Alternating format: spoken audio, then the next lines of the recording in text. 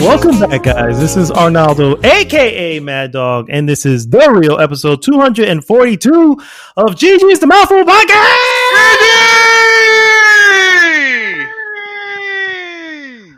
Oh my God, those voices! Yes! There are multiple voices! Yes! In your head? Yes. Well, yes. Well, yeah, that's a whole other story. We have back from the dead, Mr. KAOX Reaper, aka Gilberto. Dude, what the fuck is up? God, bro, I'm just like, stretching here, like that casket was a little tight. Yeah, got big or what the fuck? Listen, man, I was short on money and shit went down. I had to settle. Oh, God. Oh, wow. So you went with the pine. I kind of had to, I mean, a little more than that. I would just get in like a hole in the ground and just dumped in there. But I managed to get a little something for comfort, which wasn't that comfortable. Maybe dirt would have been more comfortable. Yeah. I hear it is when you get that deep into the ground. It's actually very soft. It's very soft. Could be the pressure. I always thought of me going down the cremation way, but if you get cremated, there's no chance of coming back. If there's ever the zombie apocalypse or anything like that, I'm dust. I'm done. I'm nothing. My friend, I have the solution for you. The T-virus? Just upload your brain into a chip. Oh, that would be so cool. I like technology, dude. I fucking missed you, man. You know me. Bro, upload my brain. Hell yeah. Hell yeah. God only knows how much memory space you'll need, but from here till you die, we're probably going to have it. I mean, definitely. It's not going to be that much, You could probably put me on your Nintendo DS. Wow, a DS. Jeez. Come on, Dreams. Do not sell yourself that short, okay? At least a PlayStation 2. There you go. Exactly. I'm an old classic. Yes. It's the best-selling console of all time. And honestly, arguably, to me, it's the best generation. Was the best generation. I'm gonna. Yeah, you know what? Let's make this a topic. Fuck it. That PlayStation. I don't know, man. I really like the 360. I like the 360 era.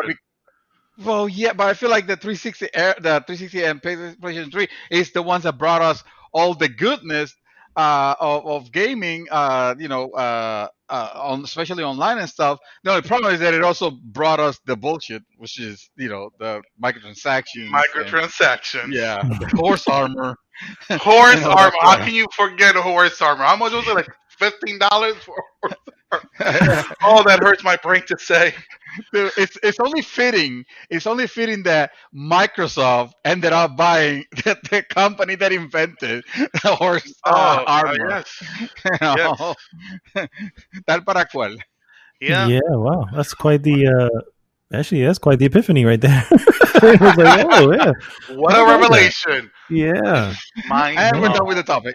Somebody play the GIF. Mind blown. Mind blown. That other voice, of course, is our very own David Santos, a.k.a. Dream Twister. Sir, what is up with you? Not much. I mean, after that blown up introduction that we had, our friend KAOX is here. That's the spotlight. I humble myself to the fact that we are once again a threesome. No, wait, that's not. Yeah. Whoa.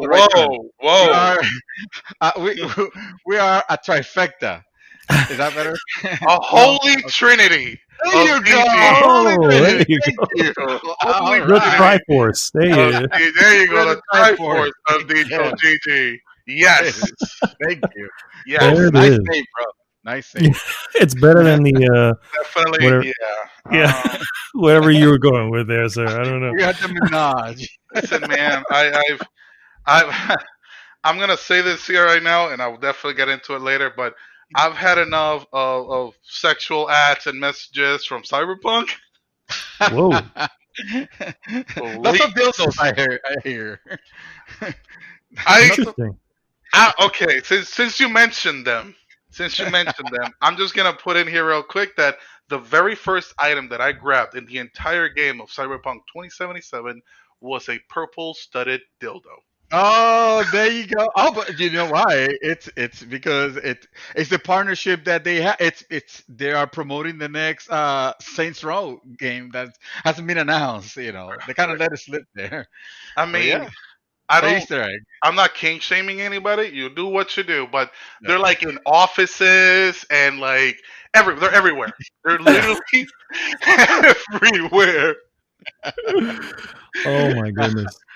They're gonna patch that up. Don't worry. They already said they're gonna patch that up. Are they going to add No, the that blurred effect so you don't see them?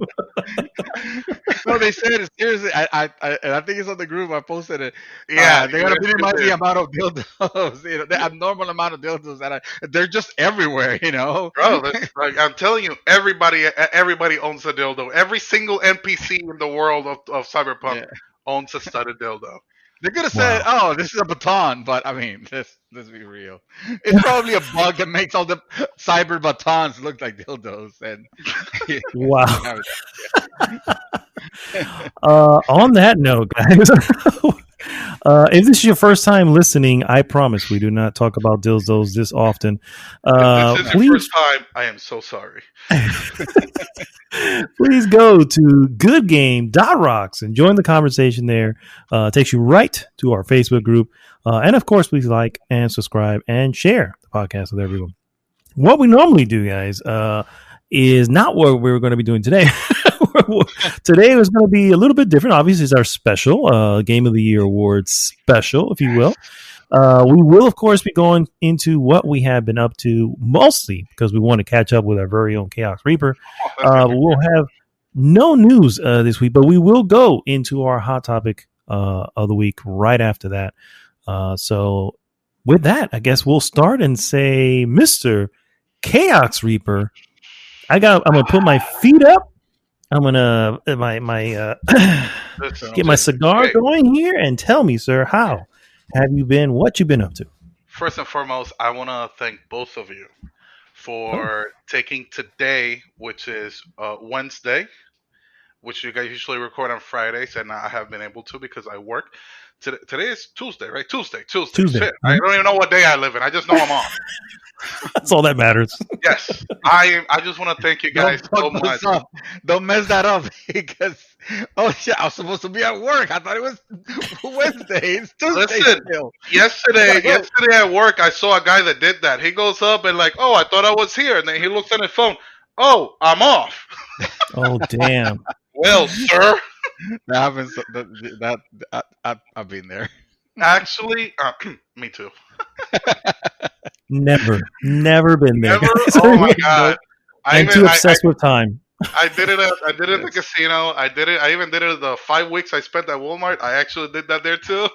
Oh wow. Yes, but fuck Walmart. So I want to thank you thank you guys so much for separating this day and actually letting me join for this podcast. That was so. I mean, when I saw the news, when you guys sent me that text, I was like, yes. Finally, at least just so that I could, Game of the Year, man. There was no way we were not going to do Game of the Year without you, sir. There's just no way. Second, I am just absorbing and feeding myself with all of the hatred towards Cyberpunk 2077. Oh, that's great. It's concerning what I've been up to. I'm sure and certain that I've watched movies and TV shows. I just don't remember them. Although that I've been watching a lot of Elementary, which I don't even know when's the last time I was here, if I was even watching it back then. But I have been watching a lot of Elementary because it's thanks to my beautiful mother who got me hooked into it, which is just another Sherlock Holmes TV show with a different spin on it. Lucy Lewis Watson. I don't know the guy that plays Sherlock Holmes, but I do love this show. It is so good.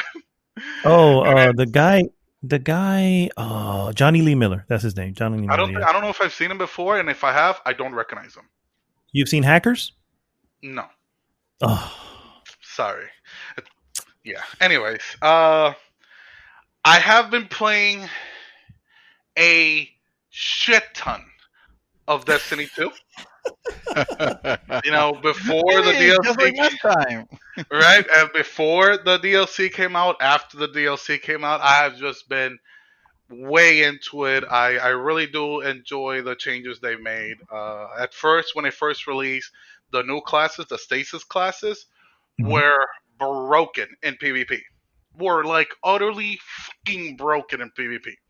I actually, with one melee attack, I took out through four. I did a four quad kill with that because the Wow. warlock throws this little ice and then freezes the guy in front. And when I shattered it, it froze and damaged the people next to it. It was just like this chain reaction where everything just died with like 1 million, a couple of bullets. I was like, what the fuck just happened? The same thing with a grenade. It's this grenade that it lands. It throws this trail of ice. If it touches you, it freezes, and then it'll freeze like two more. I got a triple kill with that. They were just coming in this perfect line towards me, like one frozen, two frozen, three frozen. They're all dead. I did like the story. They did bring the stranger back, the Exo Stranger, which she has a name now that she actually has time to explain something. Her name is Elizabeth. Her name is Elizabeth? Are you kidding me? All this mystery and all hoopla to be a Liz? Her name is Elizabeth. So I am gonna go into some spoiler section here on the story of Destiny 2. Is she like an alien also? No, she comes from a different timeline. Where her sister were blue? took over the dark powers, which is stasis, that went batshit insane, and she came to this one to try to prevent that, which she did. But now we're controlling the stasis, and she's never had this before in any other timeline because she has tried it a lot of times before. This is the first time that something different happens, so let's see what happens. Also, the guy, the Prince Ultra or something? I don't know. I really hate the guy. The one that killed K6. He's back as well. He's a guardian. He has no memory of what happened before, so technically he's not a bad guy. Really? Yes, his name I is. feel like they started to Star Wars this whole thing. No, actually, it's more like Marvel. Is what's happening here. Oh, got you. Okay. Well, if anything, okay, I'm guessing the way this happened because I missed the event between when the DLC hit, like at the end of the last season, and before the DLC hit, there was an event that happened where they showed the Traveler healing itself, putting all its broken parts back on together. So after that is when he comes out. So I'm guessing once he fixed himself up, he woke they call him Crow now. Uldren, I think his name was. He gets raised as a guardian, and he's alive now. He's under the employ of Spider, so it's not like he's not in the tower or anything, and they don't want him in the tower. Even Spider says like, yeah, maybe you should just leave him here. Because definitely Marvel. Yeah, it's. I mean, they started this new season. That's when they introduced him. I really haven't delved much into that because I've been doing way too many other things between getting exotics and increasing my light level. I think I'm up to 1253, and with the artifact, I'm up to 1264. So I'm definitely, I've done the raid multiple times already. We have that shit on farm. The hardest part, and it's not that it's hard, but if any drops the ball at the end of the last fight, you will wipe. The second encounter already has a cheese or a glitch where you can just like basically just skate through it. It's so easy. Which I think the second encounter was the most mechanic wise, the hardest one mechanic wise, because there were a lot of things that had to happen. You have to pay attention. Now that that's easy, the third one, the last one, we have a way of doing it. It does work as long as nobody fucks up. And I like I told you guys earlier. After this, I probably will be running it at least once, if not 3 times tonight. Damn. I run it one time with each character. I do have all three classes. All of them are at 1250 or at least 1250. So yes, I have been playing a lot of Destiny, but that all came to a screeching halt Oh, here comes the good part. when last week, finally, after God knows, like what was it, 7, 8 years of development, finally, Cyberpunk 2077 dropped. Woo! And I Yes. pre-ordered it, I pre-downloaded it, and I was ready. And I started it, and when it finally booted up, the first scenes they look pretty good. I was very excited, and then once I actually started playing it, Now, for context, which platform are you playing in? oh yes, this is the best part. I have and I have a history of this, by the way. I do have a history of this. I am playing on a base PS4, so I'm playing the worst version of this game. I will have you know. I will have you know that the worst version of the game is actually on base Xbox. Okay, so I'm the second worst one. Got it. But no one's playing that, so exactly. The worst version. Even Xbox owners are playing. Even Xbox owners know. No, we're not playing that on it. They're disavowing that. That system does not exist. See, the thing is, if a game really puts its hook on me and draws me in well, I will not care about any technological tech problems as long as it's not, which this is kind of sometimes does. I have an average of 3 hours before it crashes. As long as it doesn't hinder my progress as bad, and this game saves often enough, even then I still have my manuals file. I do not quick save because quick saving does a separate file every time. I do not want 1,000 different files. I will burn my poor PS4. It's already chugging along trying to process this game as is. Now, before the patch came out, this game was atrocious.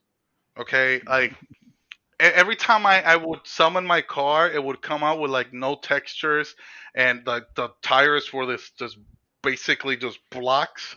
It was pretty bad. Oh, I know. I've seen it. It was really bad. And again, I have an average of 3 hours before a crash happens, because I think I'm up to like 36 hours. I've had roughly 12 crashes. 12 crashes. No, there is no game, there's no story in heaven or hell that will get me so hooked that I'll be like, oh shit, another crash. Oh well, let's do it again. Yes, that is me. That is me. No. The game crashes. I send the report. I get on my phone. I boot up the game. He's got a method already. I love it. He's like, here we go again. That is, thank you for punching me in the face, sir. Can I have more? Pretty much. Pretty much. Pretty much. Okay? The game is Mike Tyson, and I'm just in the ring there. Yeah. Hit me, please. Hit me, please. Okay? Would you like an ear? I am not ignorant to all the problems this game has. I have faced them all. Okay? You be. More than one. You're the expert. Yeah, I was gonna say. But what this game offers is way too good for me not to play it. I can't stop playing it.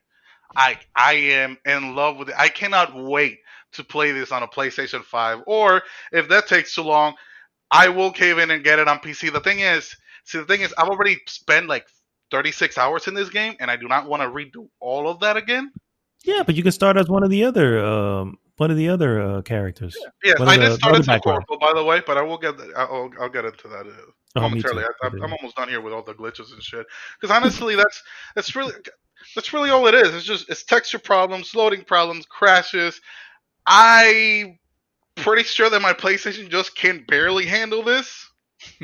I have a question. I have a question. You're mentioning everything before the patch. Since the patch, has there been any improvement? And visually, yes, the game looks way better, way more smoother.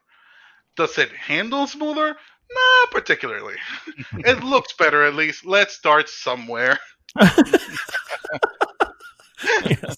And for some reason, consoles always start with looks before they go with performance. But go ahead. Yeah. Again, 36 hours in, an average of 3 hours per crash, even after the patch. So they didn't really address that as much. One of my quests, I don't know if it's fixed at this point or not, but one of my quest givers, she was glitched. Every time I would get to a new mission, she would tell me the results of it. Like, oh, you did this, great, case closed, and then I still have to go through the mission. Says nothing else. And then I get to the next mission. I'm like, oh, you did that one perfectly. That's awesome. Now, I'll talk to you later. Here's your money. And I'm like, what the fuck is wrong with this thing? Oh my god. So yes, but so far it's only been one quest giver. I mean, I'm not excusing it, guys. For all it is gonna, I'm not excusing. And yes, they did lie. They were very disingenuous, with the dishonest with the presentation of it.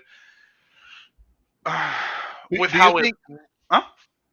Do you think this game would have served, or it would have been taken?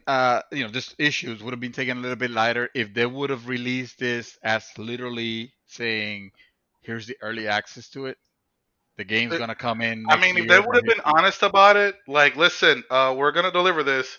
Your base PS4 is probably gonna catch on fire, and it's gonna look pretty terrible. Just wait for the patches. But here's the game that you guys have been begging for us to release. Yes, it definitely would have been way better. That or Probably, For the probably consumer, would have. Oh, go yeah. ahead.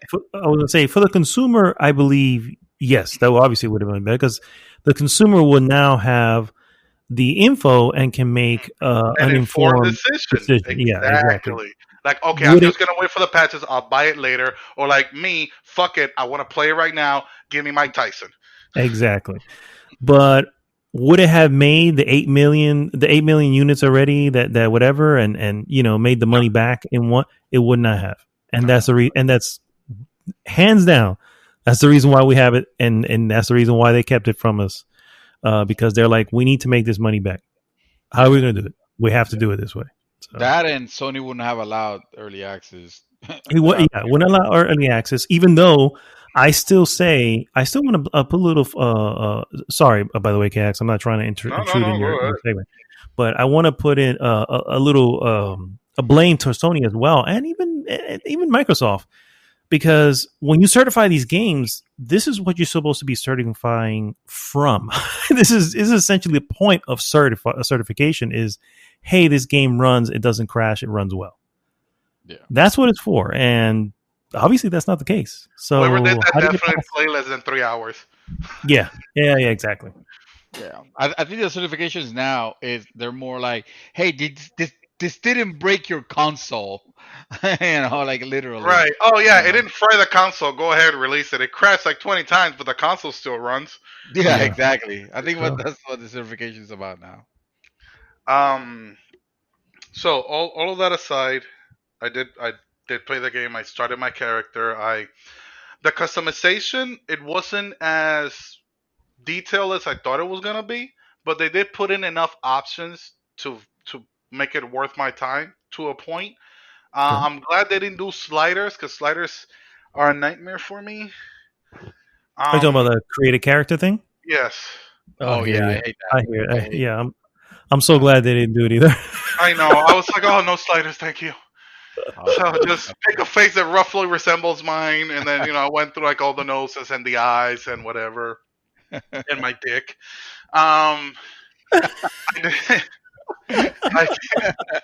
Sir, I have one question. Were you realistic or generous? Realistic. I was realistic. He's not trying to overcompensate for anything. No. I went realistic. I did start as a corpo. I felt like that's maybe in that world that would have been me. A lot of people going for that. I feel like I went for it too. Game. Yeah. Oh, really? I went for corpo as well. Yeah. Yes, and not to mention what's the other one? Draghead. Pretty much. No, one is the One is a street kid, and the other one's the desert rat. I don't know. Now, Whatever the the street kid, Dark, my friend, Dark Necromancer, did start as a street kid, and he tells me that all his conversation options that relate to his origins are about dicks. It's all about drugs. He knows everything about drugs. So crackhead would probably be. Oh, there you go. Okay, all right. Okay. That's what I'm gonna play. I'm a street kid. Yeah, so slang for crackhead. I mean, when I started as a corp, when I saw that I was dressed in black and red, I was like, oh, I picked the right one. I went through that. I'm focusing a lot on stealth and quick hacking. Currently, I'm level 27, and I have 18 of intelligence, 7 of cool, which is your sneak, 4 and what the fuck is that 4? Oh, it's the one that deals with the handguns, the blades, and the rifles. Dexterity. Reflex. No, it's reflex. Yeah, it would be dexterity, but they call it reflex here. There you go. Close. On body, which is strength, I have 6, which I started at 3, and then I eventually moved up to 6. Because a lot of the power weapons are gated by that. You have to have at least 6, sometimes more, to use them. And I think that's technology. I think it's 12. Now, body and tech, they both help you open doors. One is you literally can rip the door open, and the other one there's no animation for it. He just kind of like touches the door and opens the door automatically. I thought like at least an animation would have been nice. So, where the fuck was I? So I've been focusing a lot on stealth and quick hacks. I have. This is not a spoiler. It is a skill, but I'm just gonna tell you guys. I can make my enemies off themselves. Nice. And that is great. I can make them. I can make them short circuit, catch fire, poison, and that one will actually spread. The poison will actually spread. I can reboot their optics, cripple their movement. It's great, especially when in the middle of a fight and you just cripple somebody's legs. Or there's this dudes, I think they're the net runners.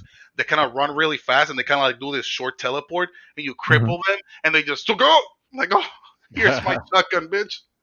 Nice.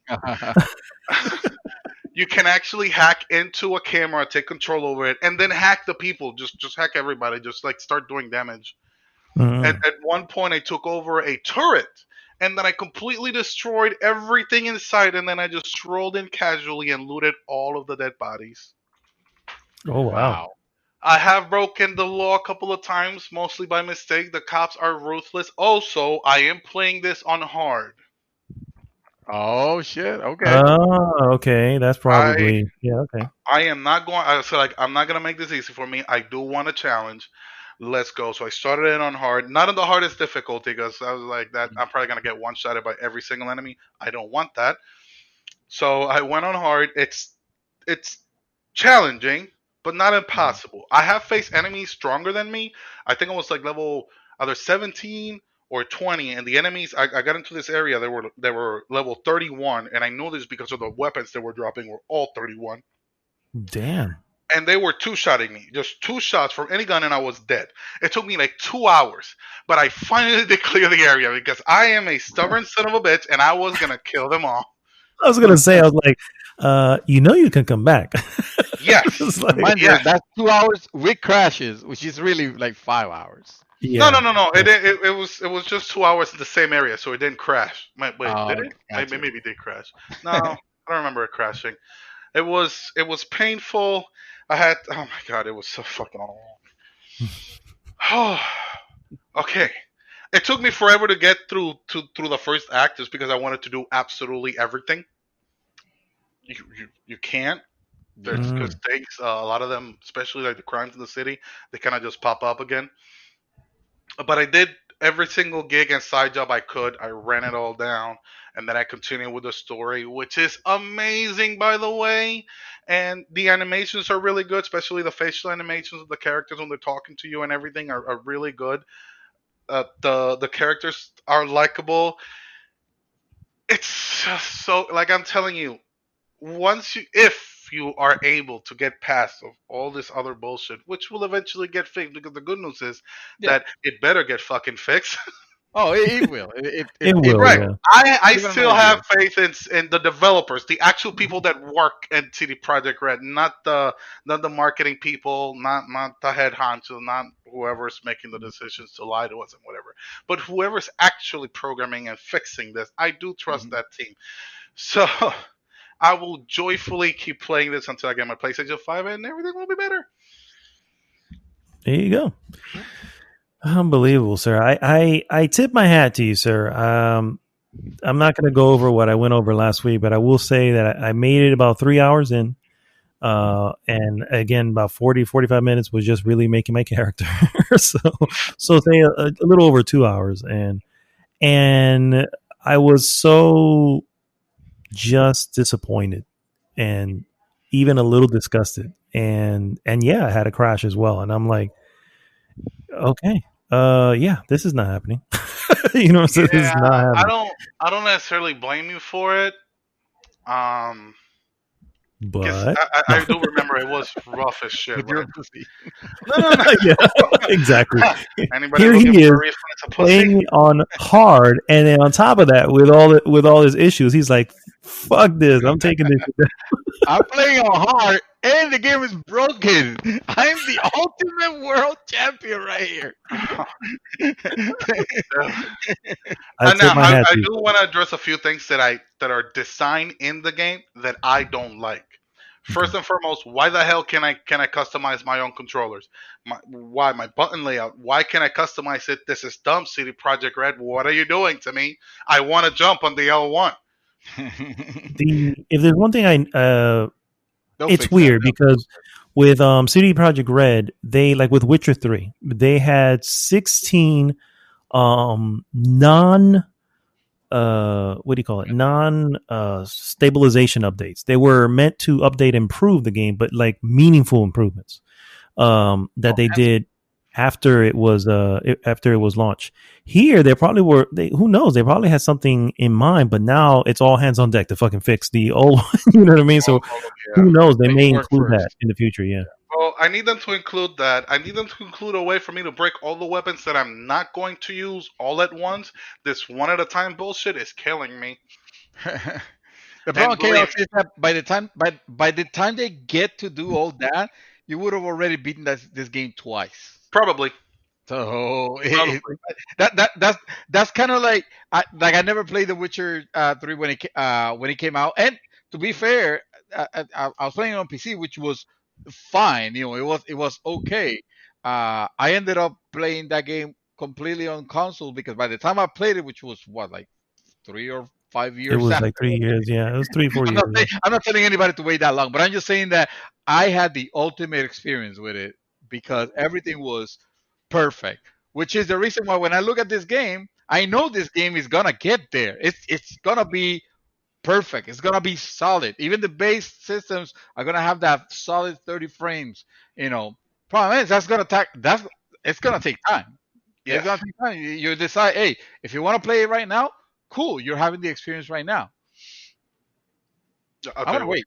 I'm gonna give it. I said I'm gonna pretend that this game has been delayed and that this is a beta, and then next year when they release, that's what I am alpha testing the shit out of this game for you, sir.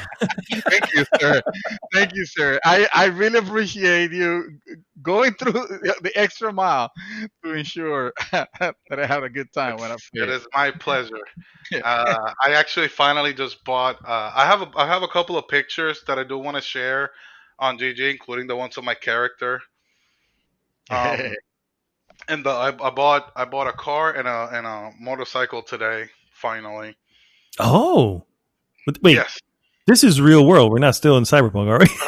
We're definitely still in Cyberpunk because if I would have bought a car and a motorcycle, he wouldn't be moving. He would have a lot of everything was falling apart. Man, dog, I want to make the money I make. Say that again. He said he wants to. Yeah, go ahead. I want to make the money you think I make. Okay. I bought a house and I bought a car and a motorcycle. And a motorcycle, okay? Yes. I'm just that filthy rich. I'm playing on a base PS4 because fuck it. That's how rich people stay rich, man. They don't overspend. Yeah. Who needs a PlayStation 5? Fuck that. I'm just gonna say I'm a base PS4.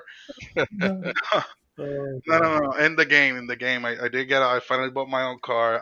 That, by the way, that did take a while to get used to was the controllers. The first time I started aiming, first I increased the sensitivity of it, because I play first person shooters. I'm used to like moving fairly quick. Oh my god, that was horrifying.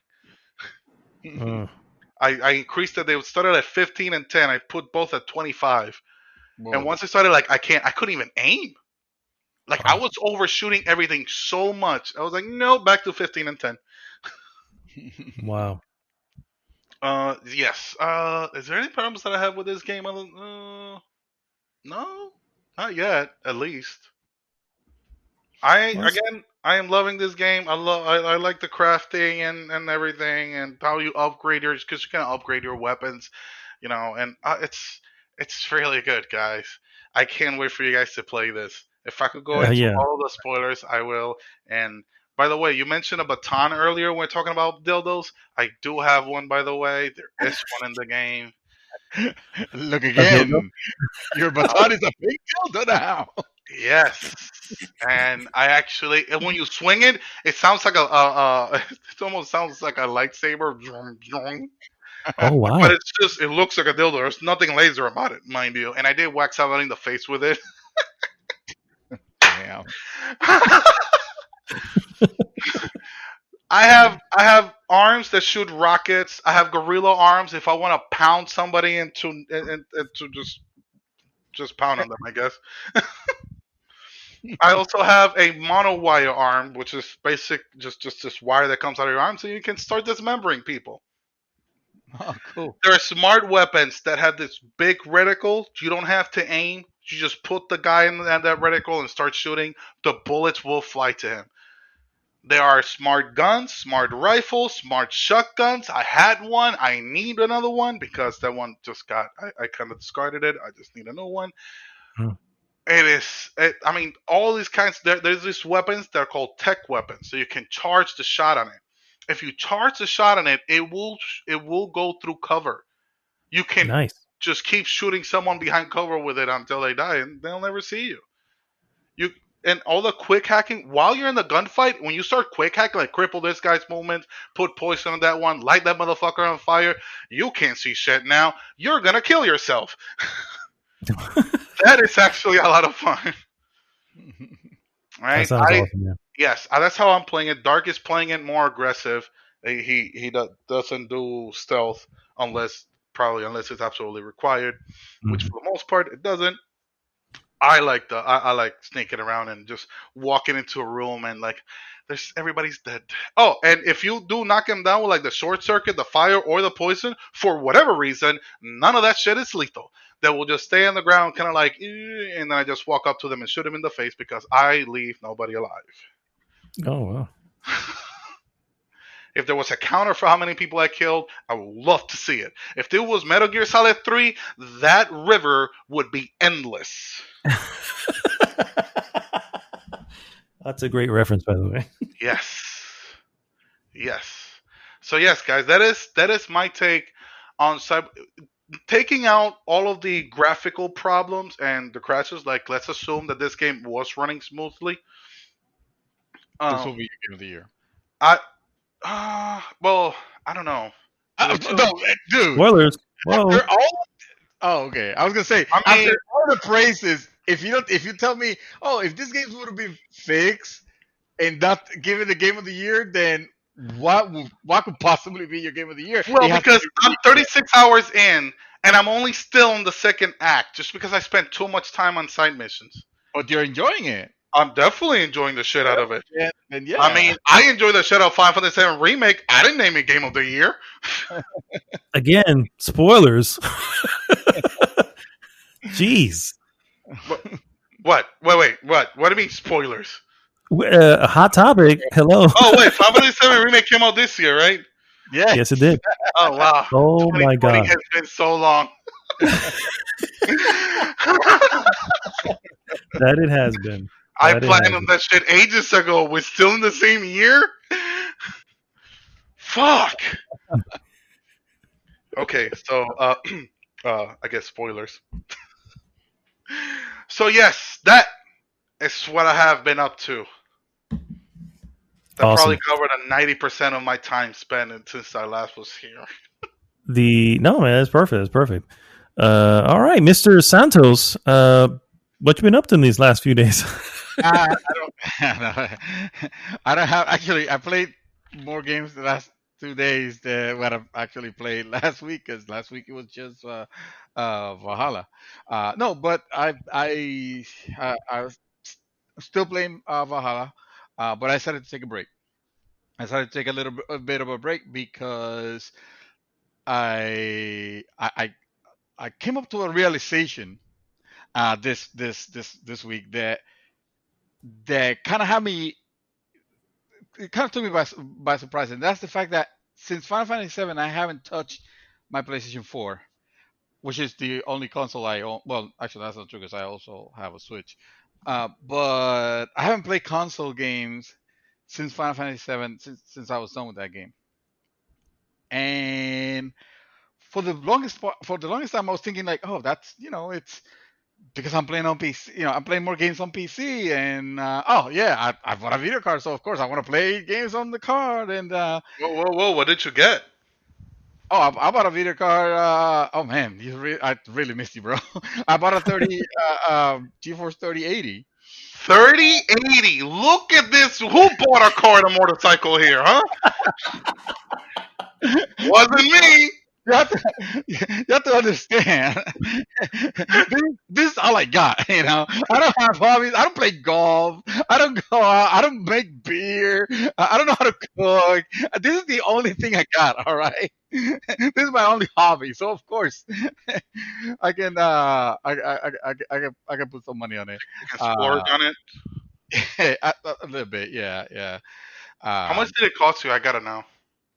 It was the card itself was 700. 700 bucks. Oh, 700? Really? I thought it was more. They usually are more. The ones from the not from Nvidia directly, not the Founders Edition that they call it. They tend to cost a little bit more or a lot more depending on the customizations and whatnot. But I wanted the original look of the Nvidia card because they were ridiculously difficult to get.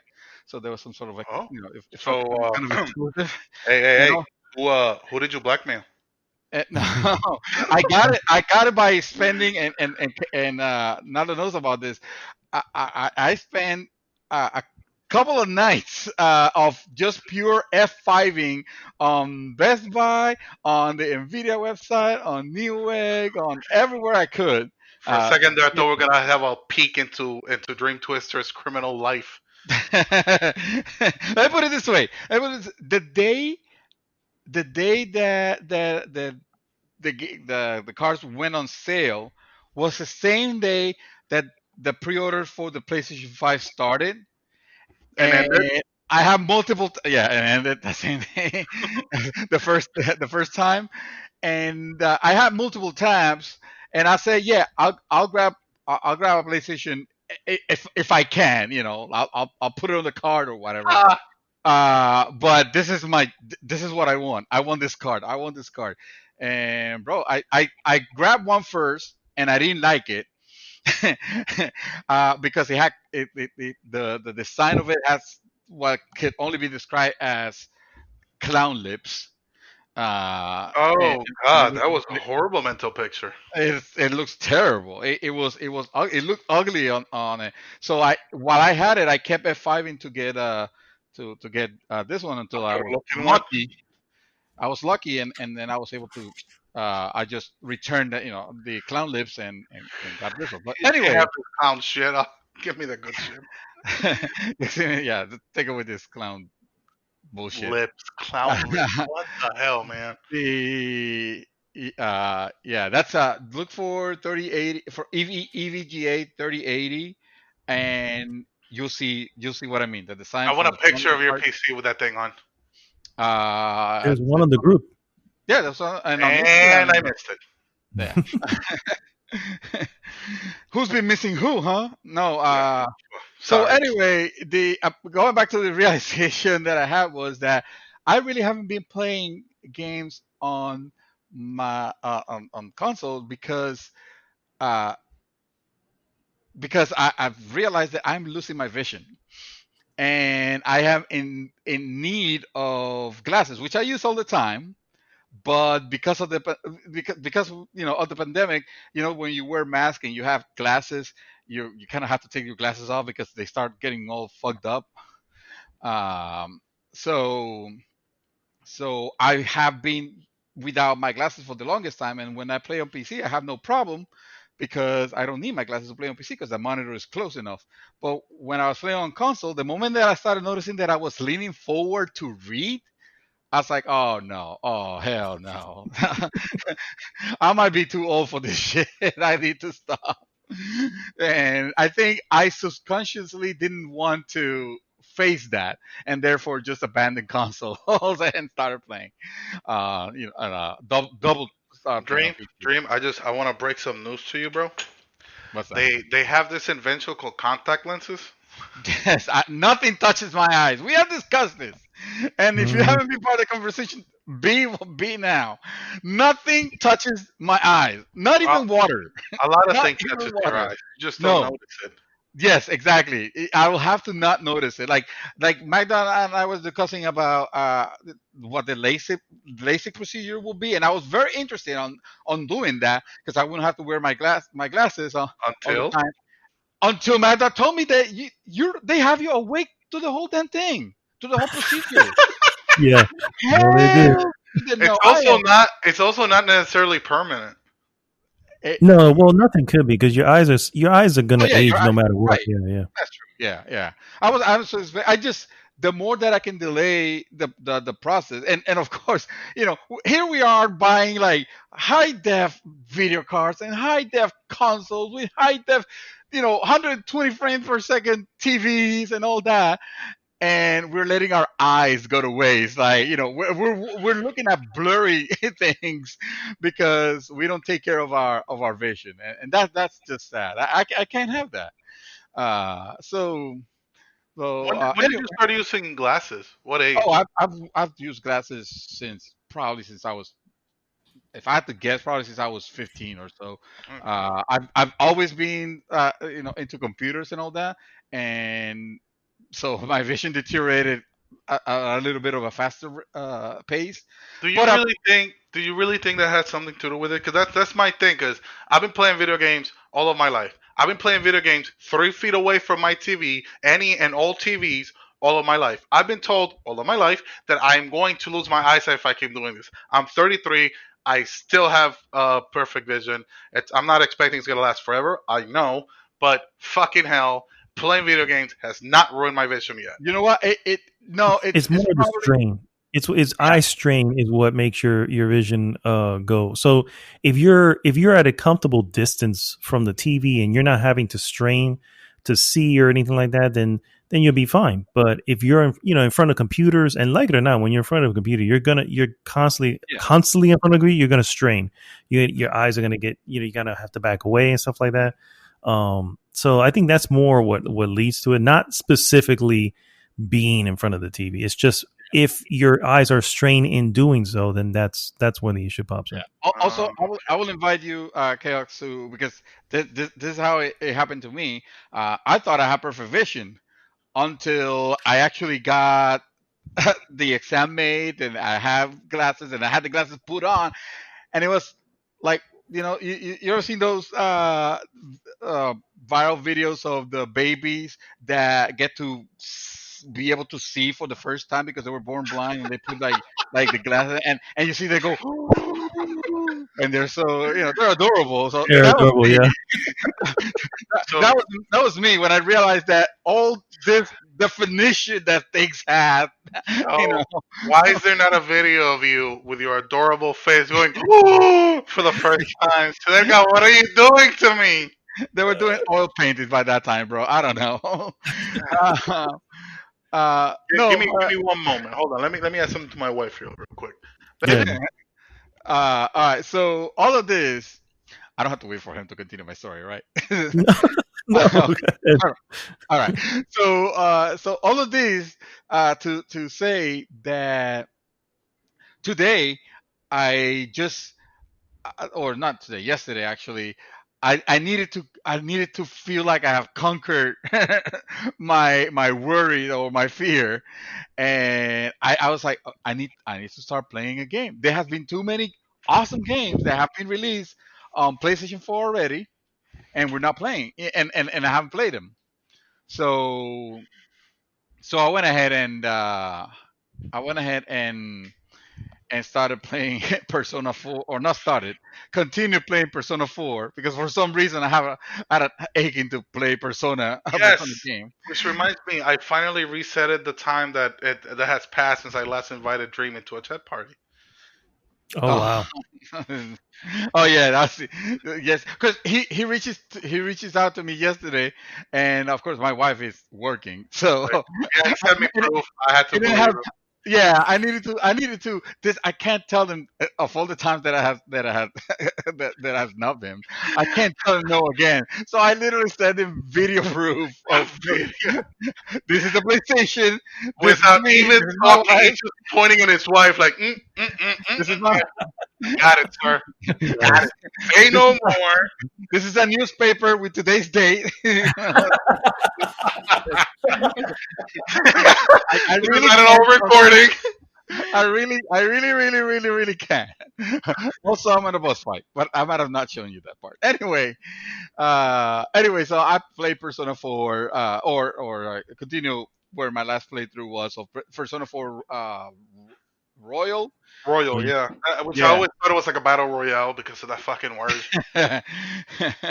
No, also I've been looking at videos of that next Persona 4, Persona 5. Sorry, not Persona 4. My bad. Persona 5 Royal and Persona 5 Strikers is a game that's coming next year, and it looks like it's on the same universe of Persona 5.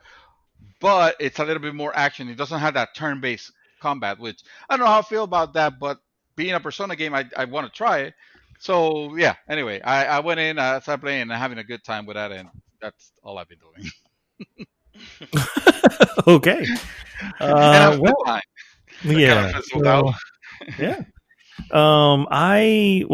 You guys know what I started playing on my Switch last week, mostly because I was so frustrated with what happened with Cyberpunk 2077. But I will be honest, looking over a lot of the awards and everything and getting my list together, I reinstalled The Last of Us 2 and decided to go back down that road again. And this time because I'm just replaying it. I didn't increase it in anything. I just I'm keeping everything I have at the end of the game. So it's New Game Plus. So obviously it's actually a lot easier, but it's really just to just go down that road again. And it's such a fucking game. That's all I'm saying. It's just a fucking game.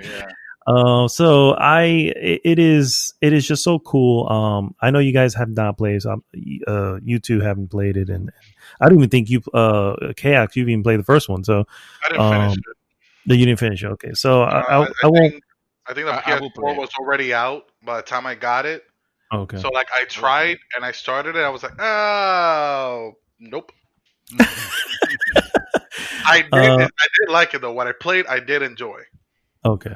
All right. Well, not only that, somewhere in a few weeks back, there was this video that I found on YouTube, and it just kind of what led me back to this. And it was essentially the entire part 1 and part 2 made into just the plot, basically, all into one. It was literally a 10-hour long thing.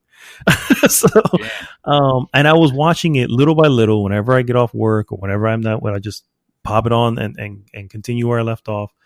And I decided to jump back in. And so that's honestly the only thing I've played that's of any substance at all.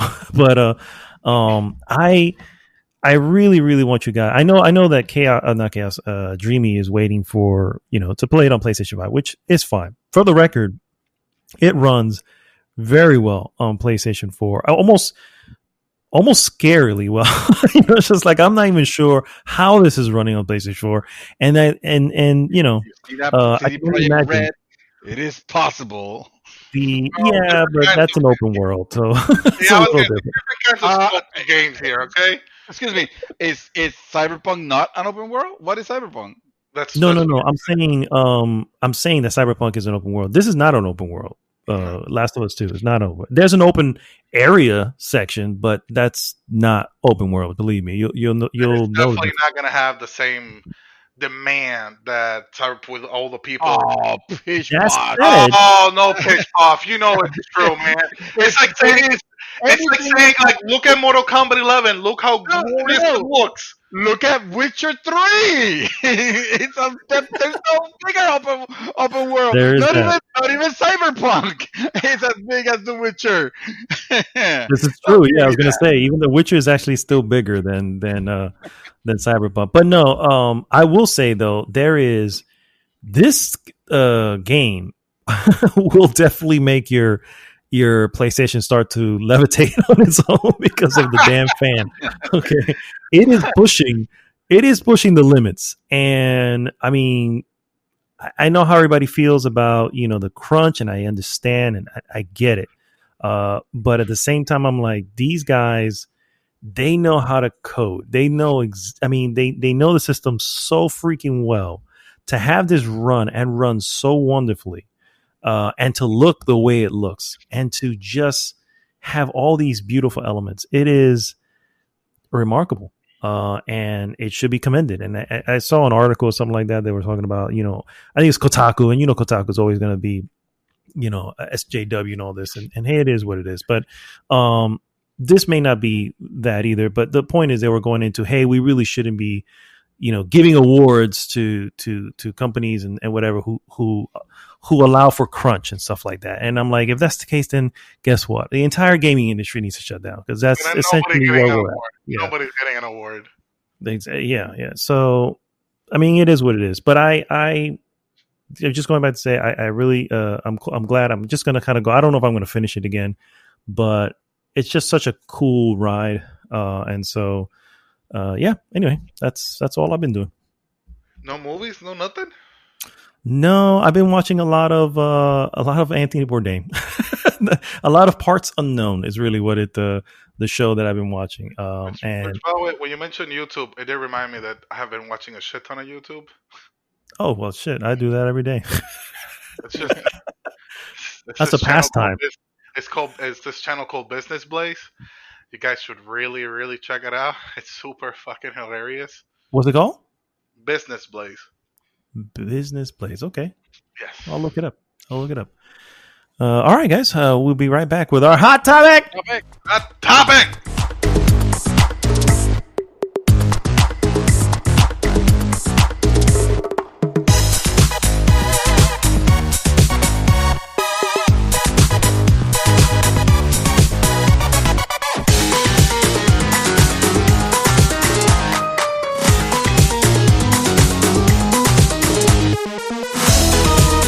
And we're back, guys. And it is now time for the hot topic of the week. Hot topic! Woohoo! Nice. I love the energy.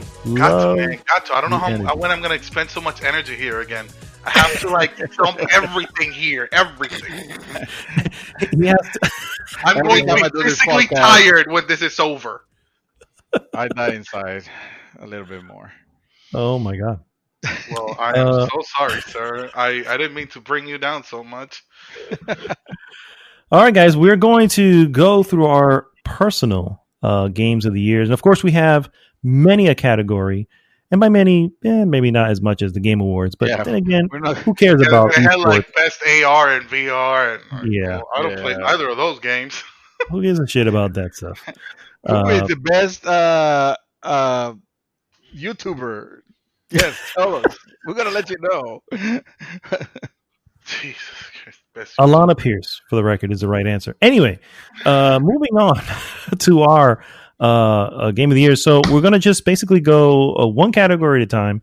And of course, if you want to throw in any runners up to the thing, that's fine. If you happen to have a runner up or honorable mentions, whatever, however you want to do it. And or if you just want to throw just the top one, however you want. There's no wrong way of doing it. There's no judgment here, as I mentioned off the air. This is not being etched in stone and shown off in the Smithsonian to anyone. So it's just our list. It's just what we want. And as I mentioned, probably next week, if you were to ask me the same question again, I may have a whole different list. So son of a bitch. All right, we're going to start with the shit. The shit. We're going to start with the worst game of 2020. You can't go anywhere else but up after this. Exactly. And I'm going to throw out the caveats here that we'll explain. It's because we are not media. We are not rich people. We're not going to play every game to be able to run into all bad games, right? So obviously, we tend to buy what's good. That's just because we're good consumers. And so if you didn't play it, but it wasn't good, it's fair game. If you did play it and it was good, it's fair game. If it's something that you've played this year for the first time, but it's not from this year, but it was shit, it's 2020. It's fair game as well. So okay, good, because I just checked mine. Mine came out like in 2017. Oh shit! Really? Oh, then I need to rethink this because I kept it to 2020. I mean, I thought it was 2020. I was like, wait, I'm not sure if that game came out this year. We're talking about when did you play it? When did you play? Did you play it? I played it this year. I played it this year. Well, there you go. That works. Dream Twister. You want me to start with him, and you can rethink yours? No, I'll get mine out of the way first because I keep to the rules. So, well, the rules are more like guidelines. Let's be real. Go ahead. Yeah. We're like pirates here. Okay. Let's be fair. I didn't play this game because I wasn't gonna touch it. I wasn't gonna touch this game. But I believe that the worst game that came out in 2020, that honor or dishonor should be given to Marvel's Avengers. Ooh, Marvel's Avengers was a game that is a very good pick.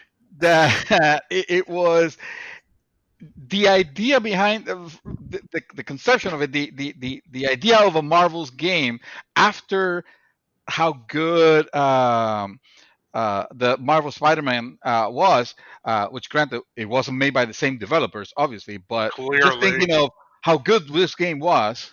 It was kind of like the D team of the. Not even. It was Square. It's freaking Square. No. It was Crystal Dynamics. Oh, okay. Which has they have the chops, or they should have been able to make a game. But no, they decided to do this open a game as service bullshit game. Nonsensical because you only have a limited amount of heroes. And Marvel is definitely low on heroes. You could tell this game was a corporate focused game designed by a corporation and just shit it out the window just so that people will spend money on it. There's no labor of love in this thing. And you see the videos and the countless reviews and then the whole thing with the we're gonna have this hero Spider-Man's gonna be limited to PlayStation and this is gonna be here and all that crap. I feel like it just soured. I have a question about that. It's a Spider-Man debacle. Is it because Sony has the rights to the character for games or something? Oh God, we went through that already. Yeah, I think. Just quickly. Just run me honestly, down. we came away with, we don't know. We don't know how is it that Sony has those rights. It has to be the gaming rights. Or it has to be something, because Sony also owns the movie rights. So I'm not. They have some sort of pull there, and that's really how. You give me this, or I will not lend that shit to you for your movies again. Exactly. Okay, yeah, that's my worst game. All right, so already on the list of 20, and that did come out 2020. So he's right. He's sticking to the rules. That is definitely a solid choice. Honestly, I read it earlier, but I was trying to pay attention to other categories, so I didn't really take notice of it. I really should have. That is, honestly, I do agree with you. For games that came out this year, that one should definitely take it. Now, my personal worst game of 2020 did not come out in 2020, as I just learned. It came out apparently in 2017. And I bought this because it was on sale and it was an impulse buy. And like, you know what? I want to know if it was that cheap, but I wasn't expecting this to be expensive anyways. I wanted to know if my favorite character of this franchise was in this game. And he is. I was so happy that I used him. If the game was an absolute trash. I played Gundam Versus. Whoa. Gundam Versus. Okay, hold on. I have to look this up. Go ahead, sir. I don't think I played more than 5 hours of this game. I don't think I played more than 3 hours of this game. The combat is trash. I don't think this game deserves to be played. This game does not deserve to be played. You see, Gundam, for me, the first Gundam I saw was Gundam Wing. It wasn't the original Gundam, it was Gundam Wing. And my absolute favorite, to anybody that knows me, should just be obvious, is Death Scythe Hell, which is the black one with the scythe, of course. And he is in this game. And the fact that I was seeing him on my screen made me all giddy. Even with, dual maxil and everything is in the game. Awesome. Even Epion, which is my second favorite Gundam, it's in this game. The game is absolute shit, though. I never quite understood the controllers. That's a problem, dude. I don't know how these combos work. Am I pressing this right? Well, am I doing damage? Is he dead? I think he's dead. Moving on. I'm even sure there's a story to this game. I did not play it that long. I know that you level shit up. I know that you go through these story missions, but I wasn't paying attention to any of it because there's nothing to grab you. It's just so hollow. Wow. Gundam Versus. Yes. Gundam Versus is 2020's worst game for KAOX. Interesting choice, sir. And I was just looking at a video because I have no idea what the hell it is, and I still don't, even looking at the video. So you don't know. So I bought it. Yeah. So I bought it. It was cheap. It was dirt cheap. It wasn't free, but it was cheap.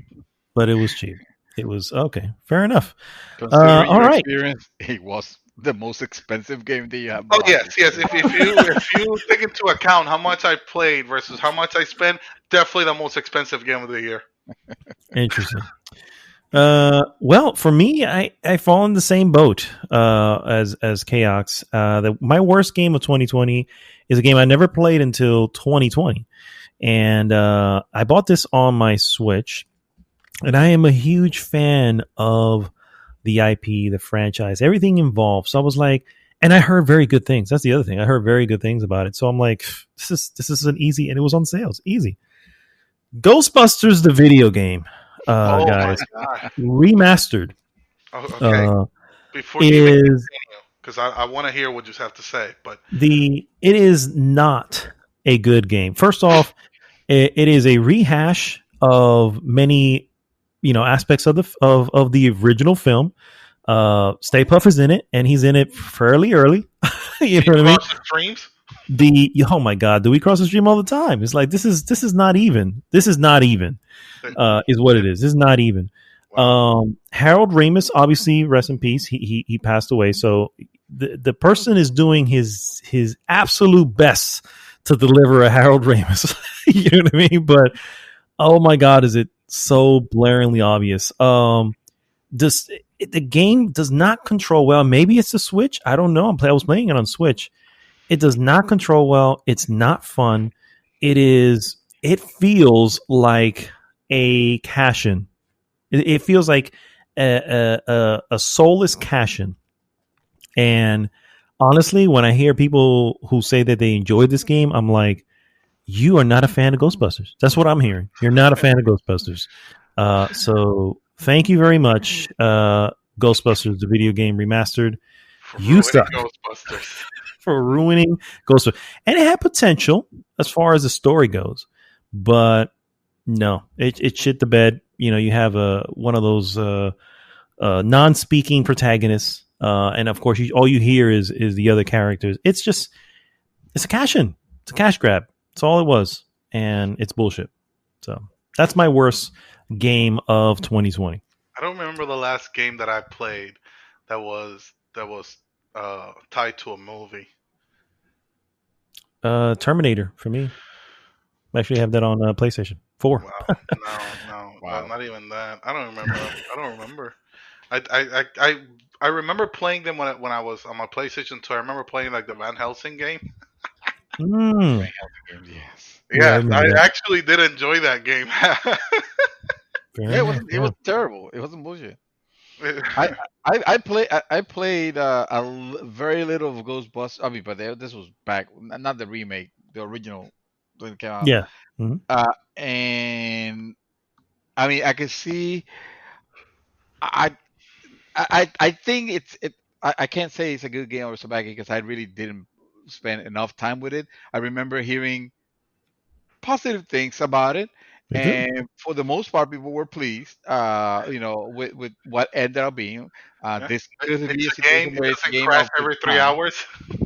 Yeah, exactly. It didn't crash every 2 hours or anything like that. It was just like I wouldn't even say it was maybe a cash grab now, but back in the day, it seemed like a solid attempt. Because even the story I heard it was.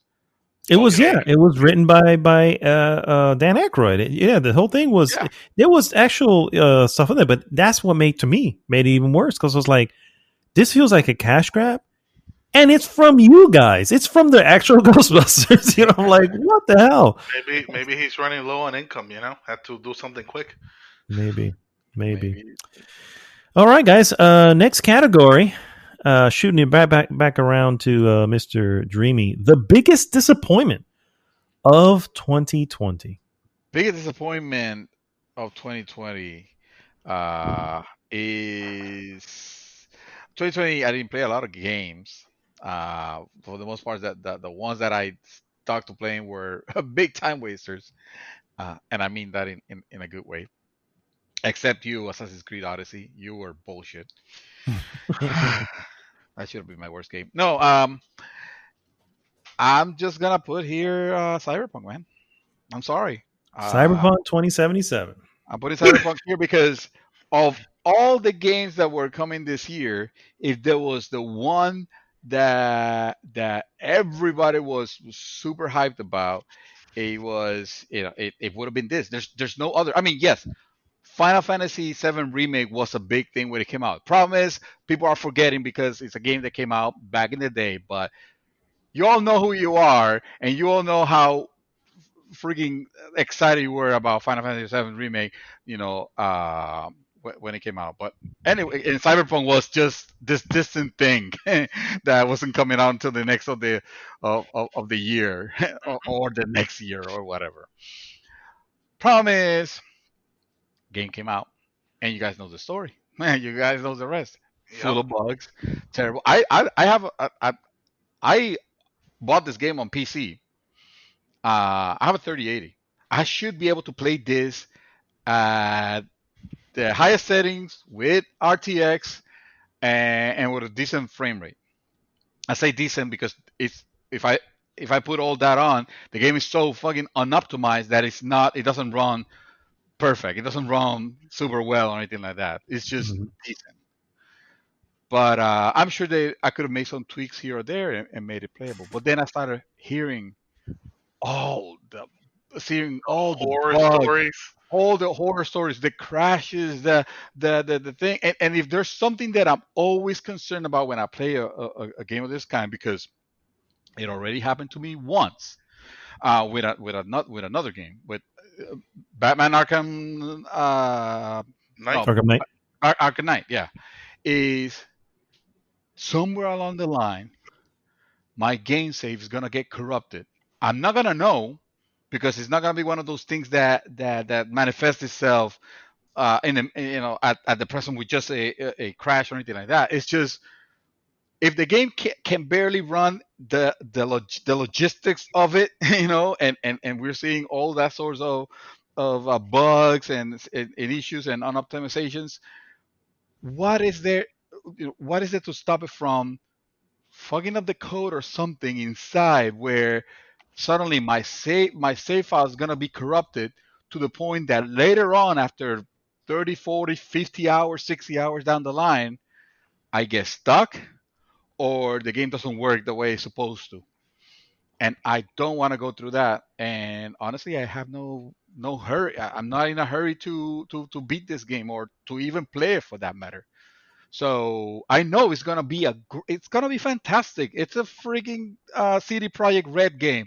Obviously, it's gonna blow people's mind once it gets fixed. Right now, what they released was a fucking utter disappointment, and that's why it gets the best, the most disappointing game. Biggest disappointment of 2020. Cyberpunk 2077 for Dream Twister. Mr. KAOX, what was your biggest disappointment? I second that motion.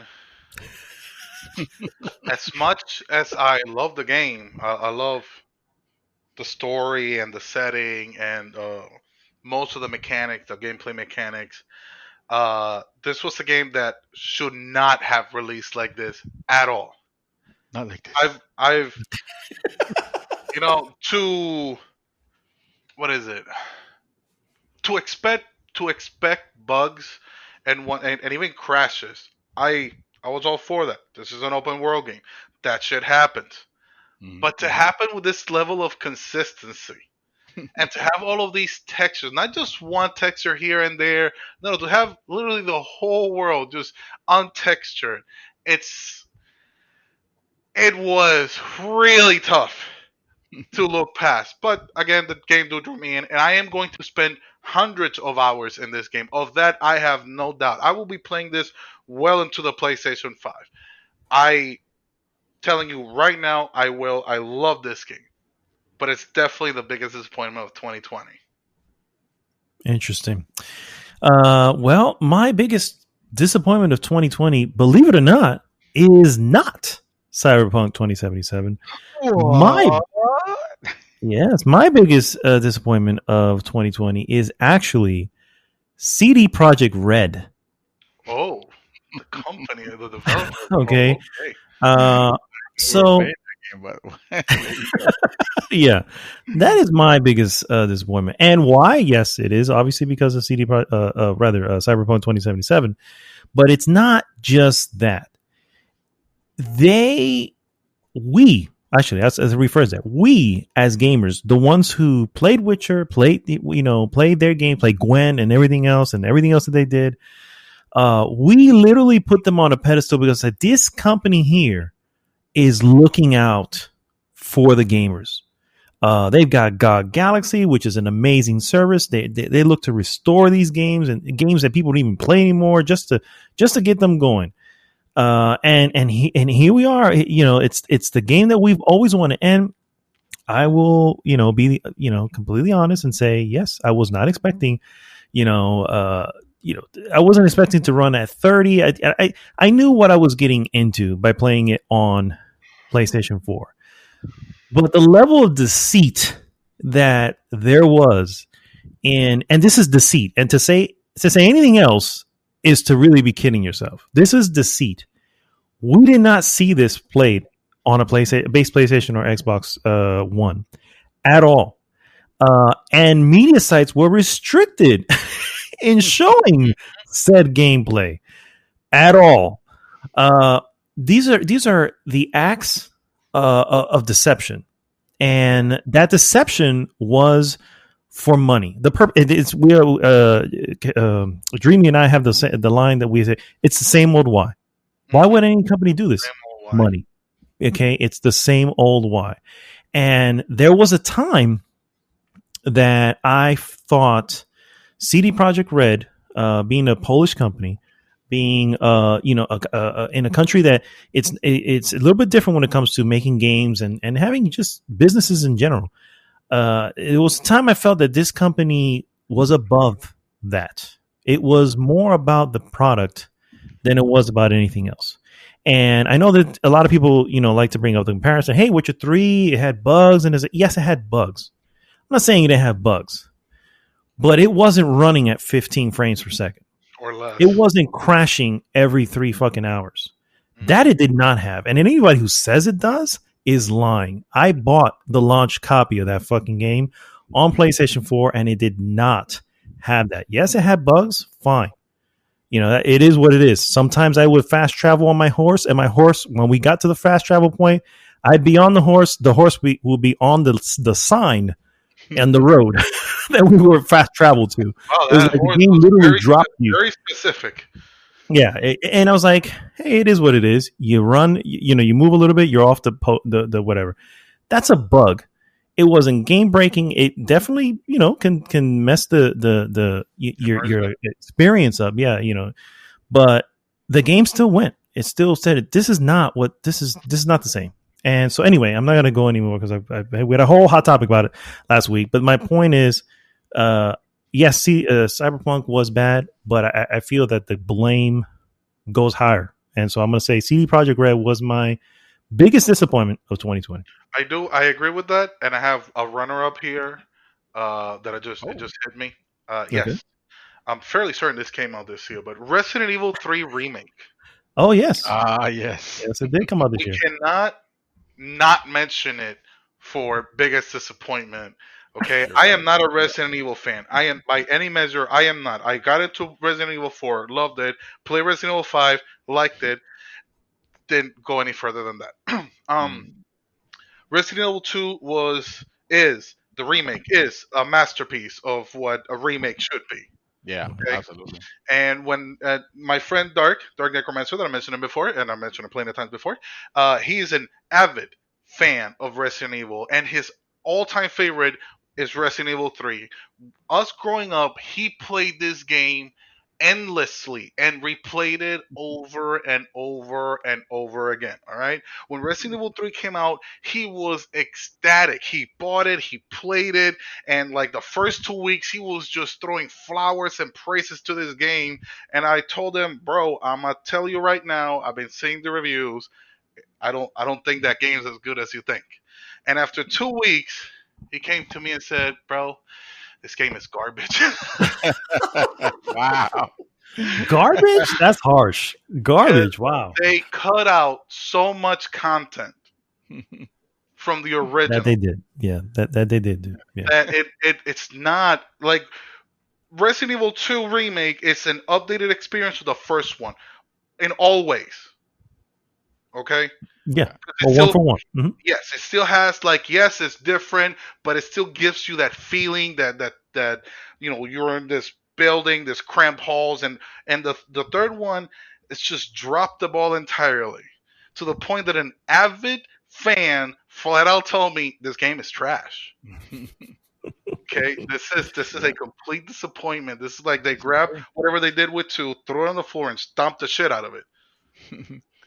Especially what they were able to do with 2 to get this, and honestly, I think I might even go on. I don't know why, but I will go on a limb to say that maybe a little unfair. Also considering that it's being compared to Resident Evil 2, which was so well made. If it wasn't for that, I don't think he would say this game is trash. He probably wouldn't have put it on such a high esteem first. Well, they created expectations with Resident Evil 2. Yeah, exactly. They laid the groundwork there. Yeah, and also there's something to be said about their focus on the multiplayer thing that also came with it, Resident Evil Resistance. Mm-hmm. That was, let's be real, that was supposed to be the moneymaker. That's why it was there. How many people are playing it? Yeah. No one's playing it. No, No. and they also set it up for failure because you didn't even have to download it. You could just download the Resident Evil 3, which is what people did. No one downloaded Resistance. You know what I mean? So yeah, I can. You know what? I can throw that up on my my for runner up of a disappointment. Yeah. I wasn't as disappointed with the game though. I was just disappointed that they would include Resistance and not include the rest of the game. The missing aspects of the actual story. So I mean, it's also worth noting that Dark did have a problem that they put shorts under this girl's skirt when in the original game she didn't. Well, she had a skirt on or some shit. I don't know, the original game, and he had a problem with that too. Not all of his complaints are valid, mind you. I just want to put it out there. You're getting for that. I think that's another problem. Not all of his complaints are valid, but that was legendary. Not all his complaints. Well, first off, I didn't opt for the old outfit. I left her in her new outfit. It was just jeans and a tank top, so it was just fine the way she was there. Anyway, moving on to the next category, guys. Best old game. Again, game that you've played this year that did not come out this year. Thank you, but you thought it was great. Mr. David Santos, what was your best old game of 2020? My best old game of 2020 would have been Assassin's Creed Odyssey if it had a good ending. But being that game is devoid of endings. I was going to ask you, I've heard you say a couple of times, hating on Odyssey. What happened, sir? Dude, I was having a great time with Odyssey. I remember. That's what I'm saying. Like, what changed? Dude, the game literally, in the most literal literacy that I can literally tell you, does not have end credits. Does not end. It has two main missions, and a third one that is sitting behind a paywall. But it has two main missions that once you complete them, you will think, oh, now it's going to do the Witcher thing, where it's going to look back at the decisions that I've made and probably throw, a slideshow, but that's fine because that's what I expect this game to give me. No. It summarily just threw me up into the open world again without any fanfare or anything like that, with no more than a 5-second. Not even a thank you for playing. Huh? Not even a thank you for playing. Not even, dude. They don't even resolve the thing. They don't even resolve the modern day thing. Really? They left that shit on a paywall. It in a paywall. Yeah, I was gonna say yeah. Oh. It finishes without any resolution whatsoever, to the point that I'm playing Assassin's Creed Valhalla because I heard Assassin's Creed Valhalla is good and it has an ending. Oh, look at that! It does end. It's a better game already. I was enjoying it. To say that I was, and the only problem that I had with Odyssey was, hey, this what you call it? The paywall, not the paywall, but the experience thing. You told me. Yeah, you had to pay for the XP booster to have like normal levels of XP. Exactly. Yes. If I had a problem with that, see? But I pay attention. I was kind of having fun proving Ubisoft that I didn't need their XP normalizer. So I was grinding my way through it, which I never liked doing, but I was okay. The world was interesting. The world was beautiful, actually. And the missions were cool enough. The mission was cool enough, exactly. Yeah, you were paying attention. Thank you. Yeah, but yeah, no, that game, when it did that, you do, and you know what's that thing? You start Valhalla, and you start already in another part of the world, in the modern world, whatever. You don't even know how the fuck did you get there. Because nothing of the previous thing gets resolved, and it ends on a cliffhanger. When I tell you it ends in a cliffhanger, it ends in a, hey, people are shooting at us, we need to get out of here, and oh, by the way, to be continued on the paywall, on the other side of the paywall. Wow, that's dirty. That Atlantis BS, but they had done that before. Ubisoft had done that before. Remember, one of the Assassin's Creed had a chapter 16 or something like that supposedly the animus was corrupted, so it didn't have you couldn't play it. But you can buy the chapter, and now you have the complete experience. It's the animus is broken. Just throw some money in it. Who gives a fuck? Literally, bro. I'll tell you. And you know what the sad part is that above all that, I still fucking enjoyed my journey, my odyssey through it. I enjoyed it. I enjoyed it so much that I picked up Valhalla almost immediately. Almost immediately no, not almost. I'm sorry. Literally immediately, because it was the same day that I finished that I was like, okay, well, time to load up Valhalla and let's see how this goes. Well, fuck you, Odyssey. Hello, Valhalla. Yes, yes, but you better believe that I started checking. Those Valhalla ending. Start googling Assassin's Creed Valhalla. Does it end? I'll tell you right now, it was very difficult to avoid spoilers on it, but I managed. I managed. Anyway, what are we talking about? Best old game. Best old game that I'm playing right now. Honest, I'm literally playing it right now as we speak, as you guys are doing the podcast. No, I'm sorry. I was gonna say, damn, this dude is multitasking. No. I'm playing Persona 5 Royal. Royal. Fuck. While you're talking to us. And that's a game that it's my least favorite Persona, so I should tell you. It's my least favorite of the Personas, but I feel like so far what I'm seeing, I was expecting it to be, oh man, they're just gonna give me the exact same game. I'm gonna have to go through the exact same thing that I did before, because I played Persona 5 non-royal. Non-royal. I played Persona 5 almost too close to the last mission, or maybe somewhere there, and I had to stop playing because I was like, I can't take this anymore. I can't take this anymore. This is not the Persona that I like. You pulled a Mad Dog? Huh? You pulled a Mad Dog? I pulled a Mad Dog, and guess what? To the end, like, nope, I'm done. Mad Dog also did a Mad Dog, except he did it more Mad Dog than I did because he's Mad Dog. He got closer to the end. He was one hit point away from finishing the boss. Yeah, no, I'm good. Yeah, no, I'm good. I did my own ending.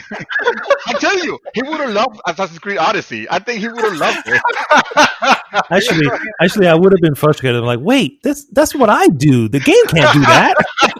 I do it to you, game, not the other way around. Oh man! So to close up I'm finding the Persona 5 Royal or Royal has added some extra elements that I'm finding. Some little surprises here. That there hasn't been nothing super major. Although I do expect that, because I think that is the point. There is some major additions to it, like extra characters and extra boss fights and crazy stuff like that. But yeah, man, I'm having a good time with it, so I'm gonna go ahead and select that one. That's awesome. Good stuff. All right, Mr. KAOX, your best old game of 2020. I got two. I'm gonna start off with my runner-up. Okay. Haven't finished it. I am having a blast with it, though. I do need to finish it, but Cyberpunk is a thing. Control. Yes. Ooh. Control is my runner-up for best old game.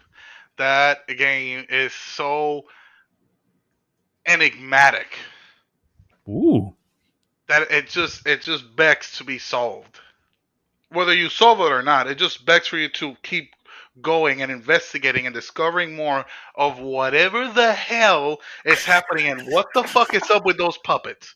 The puppets, yeah. The puppets. But let me tell you, it's a live video of it's like a puppet show. Yes. Yeah. Oh my god, yes. I don't remember now. Yes. That is disturbing. But there are very few things that you can do in video games that are as satisfying as grabbing a rocket and throwing it right back to the fat ass that shot it at you. Yeah. Okay? Yes. That was so... Oh, my God. What a moment. Yeah, that feels really good. Yeah.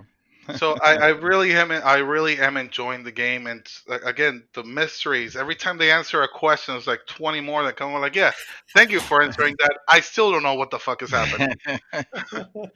Like 5 minutes into the game, and What? Why am I? No. Okay.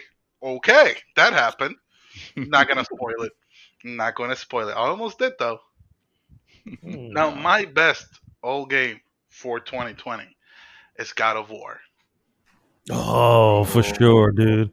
For Thanks to this sure. quarantine, I finally took the time, sat down, and played the living shit out of it. God, that game was something else. Okay, I Yeah. finished it. I even got the hidden ending because I'm a completionist, and Ending. I was like, "This journey is over. Let's end it well." And I was rewarded for it. I was very happy. The whole game is amazing, from the side quests to the leveling up and all the random gear that you get, and the interactions between Kratos and his son.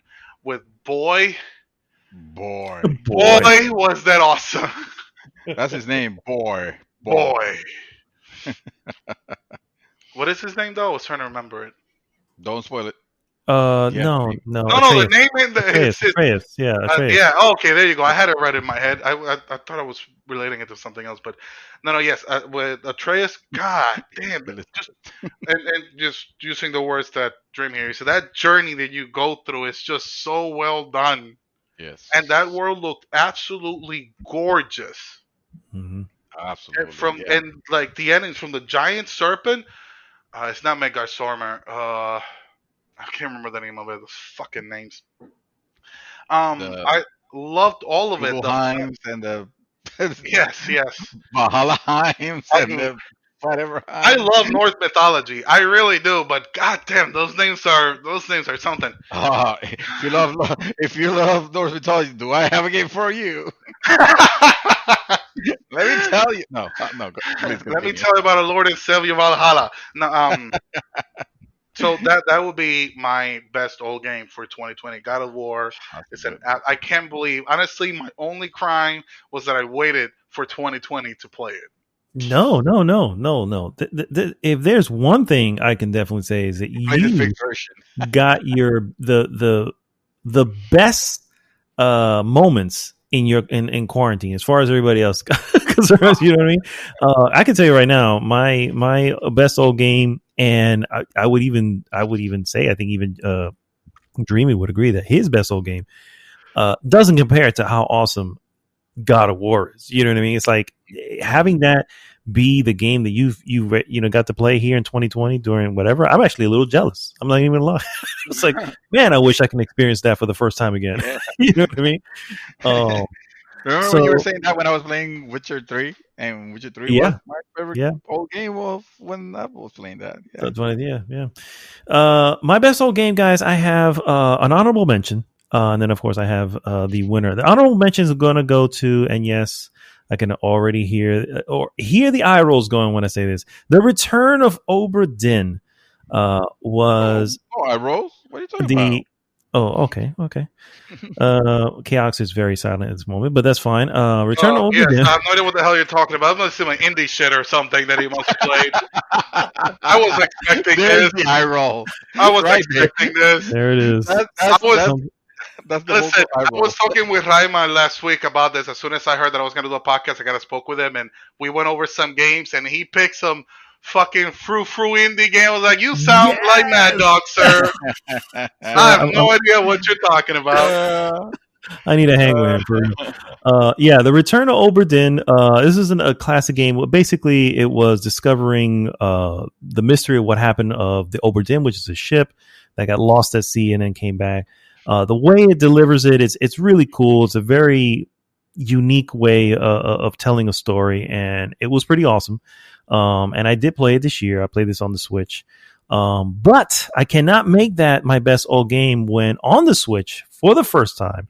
I was able to play this year Super Mario Odyssey.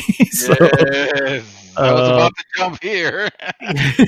Yeah, Super Mario Odyssey is, first off, I love Mario Brothers, all Mario Brothers. I've been playing them since forever. I think I've only not played Galaxy 2 and Sunshine. Big hole. It is a big hole. Sunshine, Galaxy 2 is a huge hole. But yeah, and I want to fix that, obviously, but unfortunately, and anyway, that's beside the point. The point is that Super Mario Odyssey is an amazing game. It is literally, it's one of those things where you go, man, I don't know how they can reinvent and make Mario great again. You know, make it special and keep it fresh. And you know, they stumble here and there with what they attempt to do. But man, Mario Odyssey is easily their magnum opus when it comes to you know, a Super Mario game. You give it to them for, because I feel like they treat Mario the same way that Square Enix treats Final Fantasy. That every entry is just different. Like they will try something new, whether it works or not. They'll fucking try it. They'll go with it. If it doesn't work, they'll flat out ditch it. Yep. For the next one, and I appreciate that, because that's how you innovate. Because if you don't try it, how are you going to know if people are going to like it or not?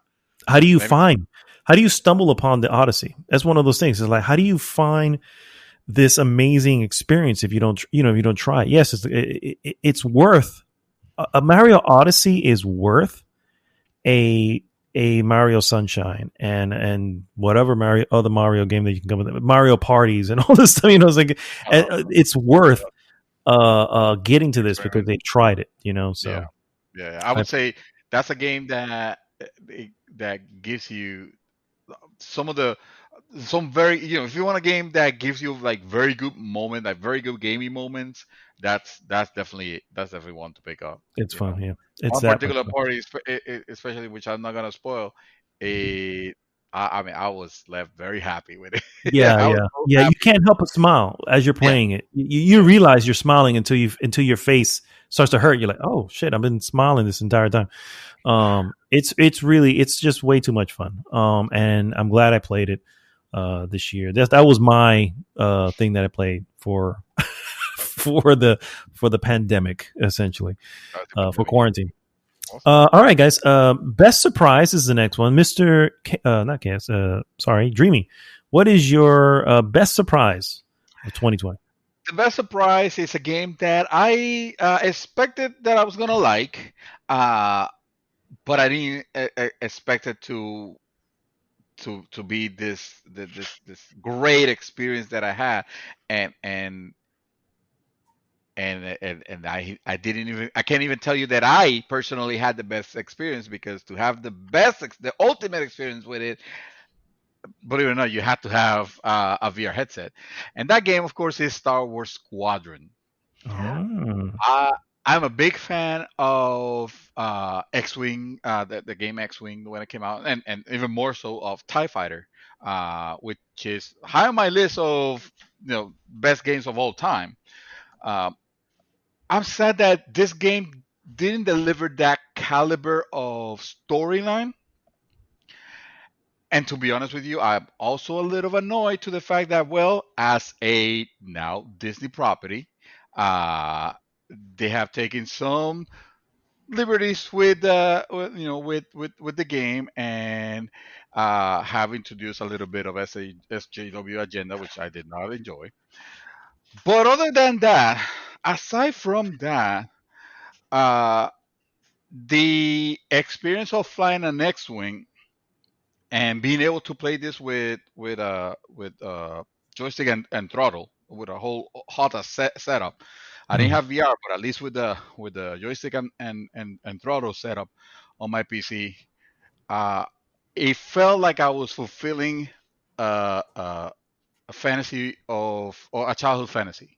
You know, I was flying that X-wing. I was going through those trenches. You know, granted, you don't have a mission where you go on the Death Star trenches, but you have some missions that it's very similar. It might be a capital ship, it might be a base or something like that, and suddenly you are flying either on a trench or going through the bowels of the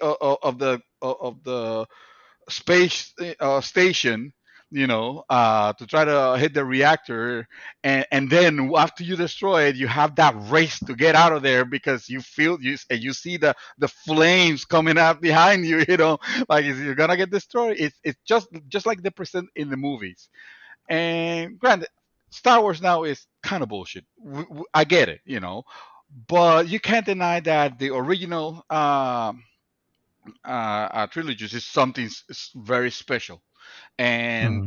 the fact that the new Star Wars are bullshit doesn't rob in any way from the fact that those originals are magnificent. They're still, you know, one of my most preferred cinematic experiences, and I still have love for that universe, at least that portion. Everything after that is just fucking fan fiction. Who cares?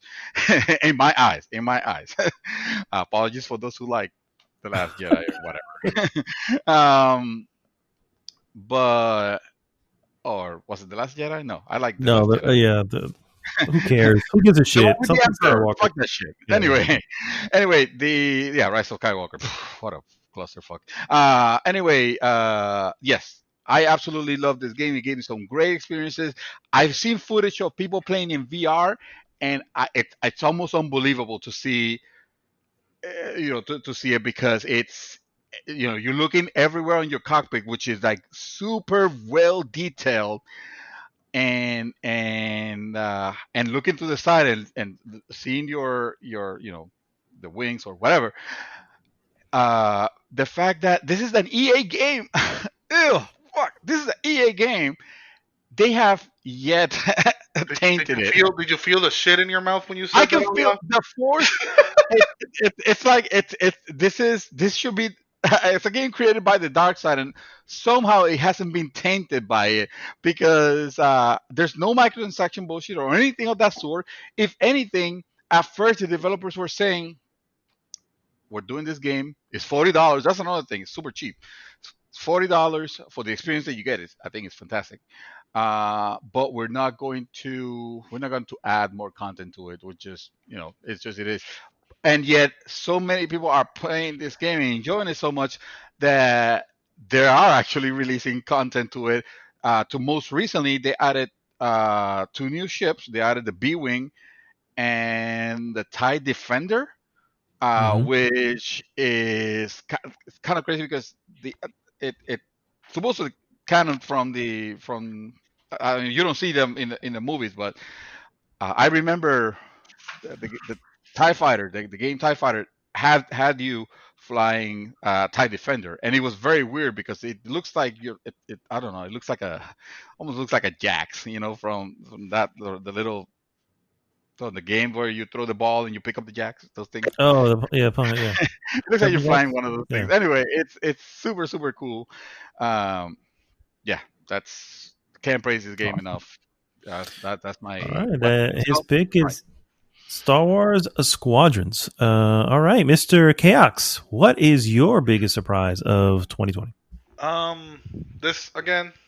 I'm sorry, my game list of games this year was not long. I feel like I played more old games than new games, which may not be true, but that's beside the point. I did get into this franchise again, not expecting a whole lot, mainly because I've been disappointed for so many years with it, and I found myself spending a lot of time in it, more than I thought I was going to. It was free. It was a free game. Now, mind you, because of this free game, I do want to buy. I think it was the latest one that came out, and I'm talking about nothing less and nothing more than Need for Speed Payback. Oh wow! Wow! Okay. Payback. Wait a minute. All right. Payback. Yeah, I'm pretty sure it's like at least 1 or 2 years old, probably more. Okay. I was thinking of Rivals, which is the one. Yeah, no, God, no, Rivals. It's the one where the cars are sweating. No. Title.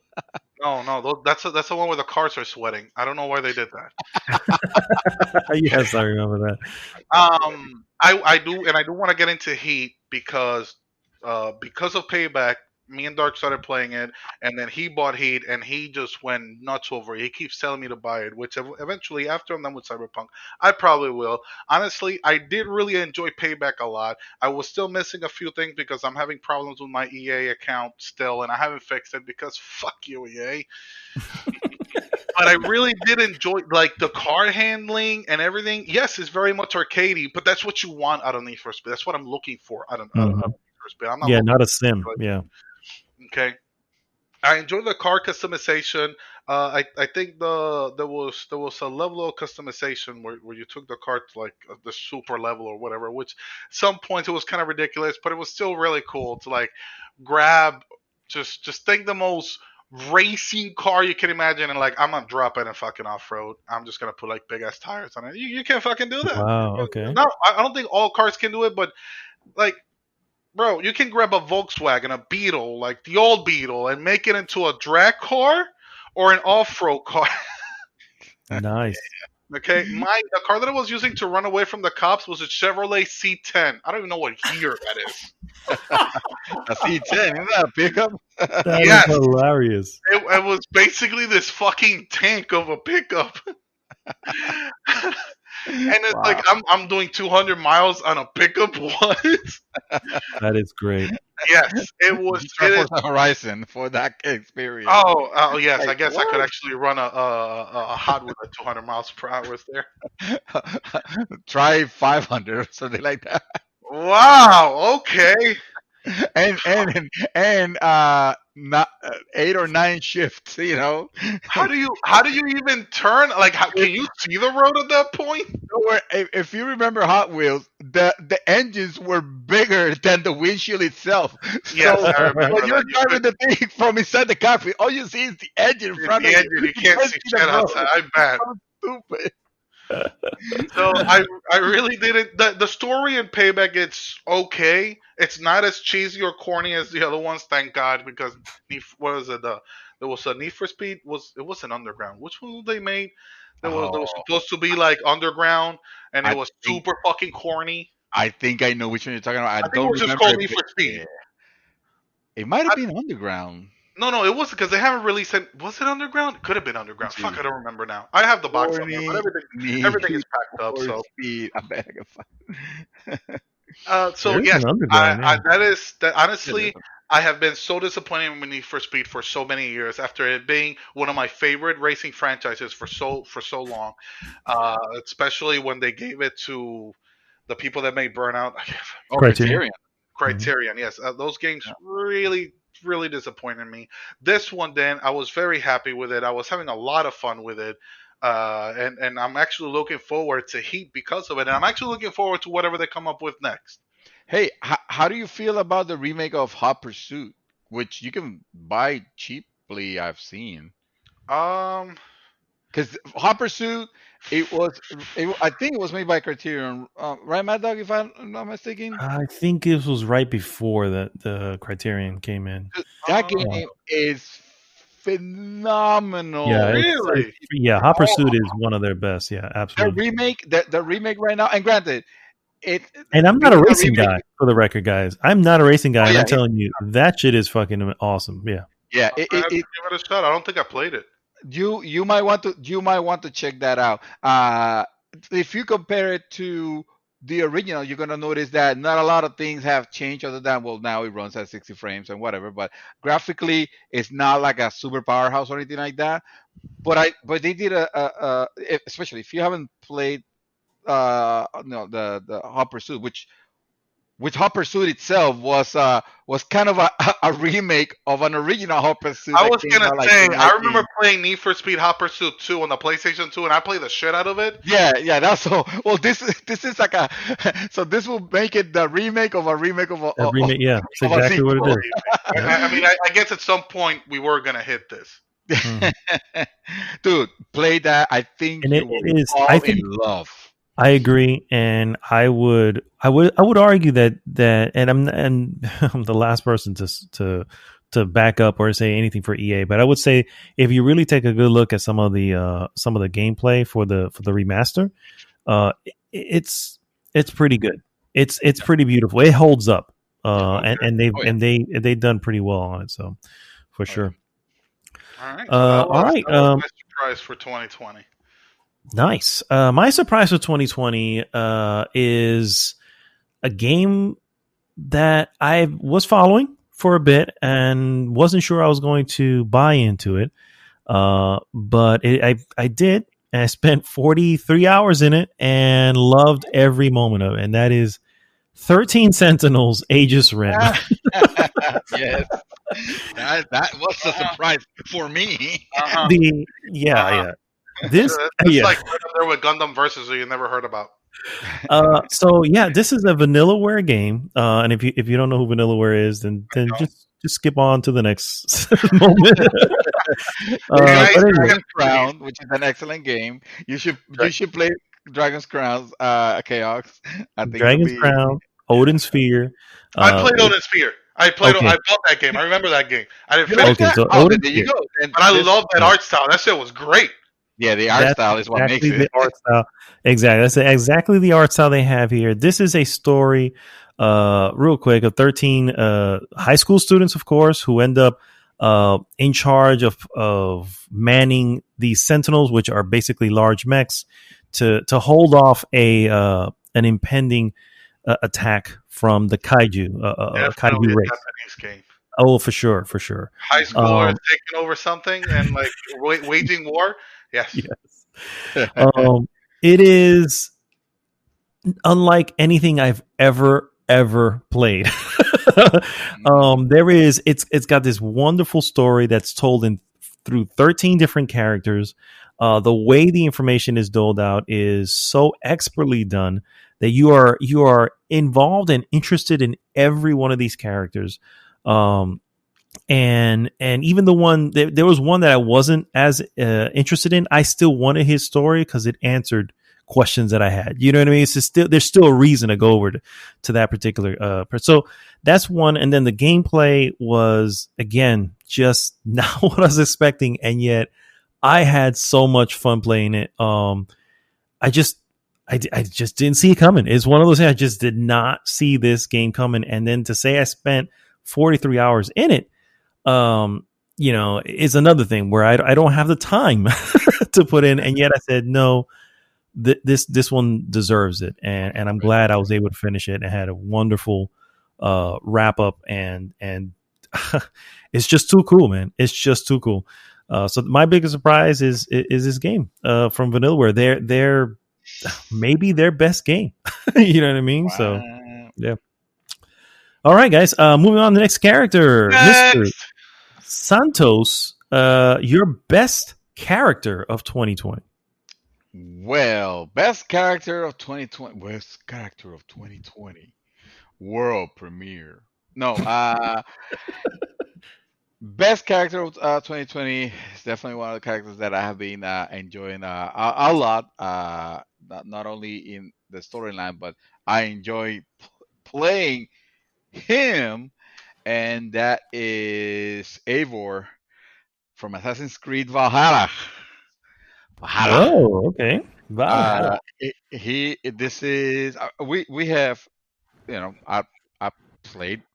I would say I might say I play better games, but this is not the best game. This is the best character, and of all of them, I really enjoyed playing this character because, as taking the role of a Viking, I thought that, well, this is gonna be like I'm supposed to play this like, ruffian type, like type of I don't know why my Viking sounds like a pirate, but like it's supposed to be all about uh going in raids and pillaging and playing all like a bandit and shit like that, and you do that, you get to do all those things, but the character itself has such charisma, and I've heard that supposedly the female version of Eivor is actually even more charismatic,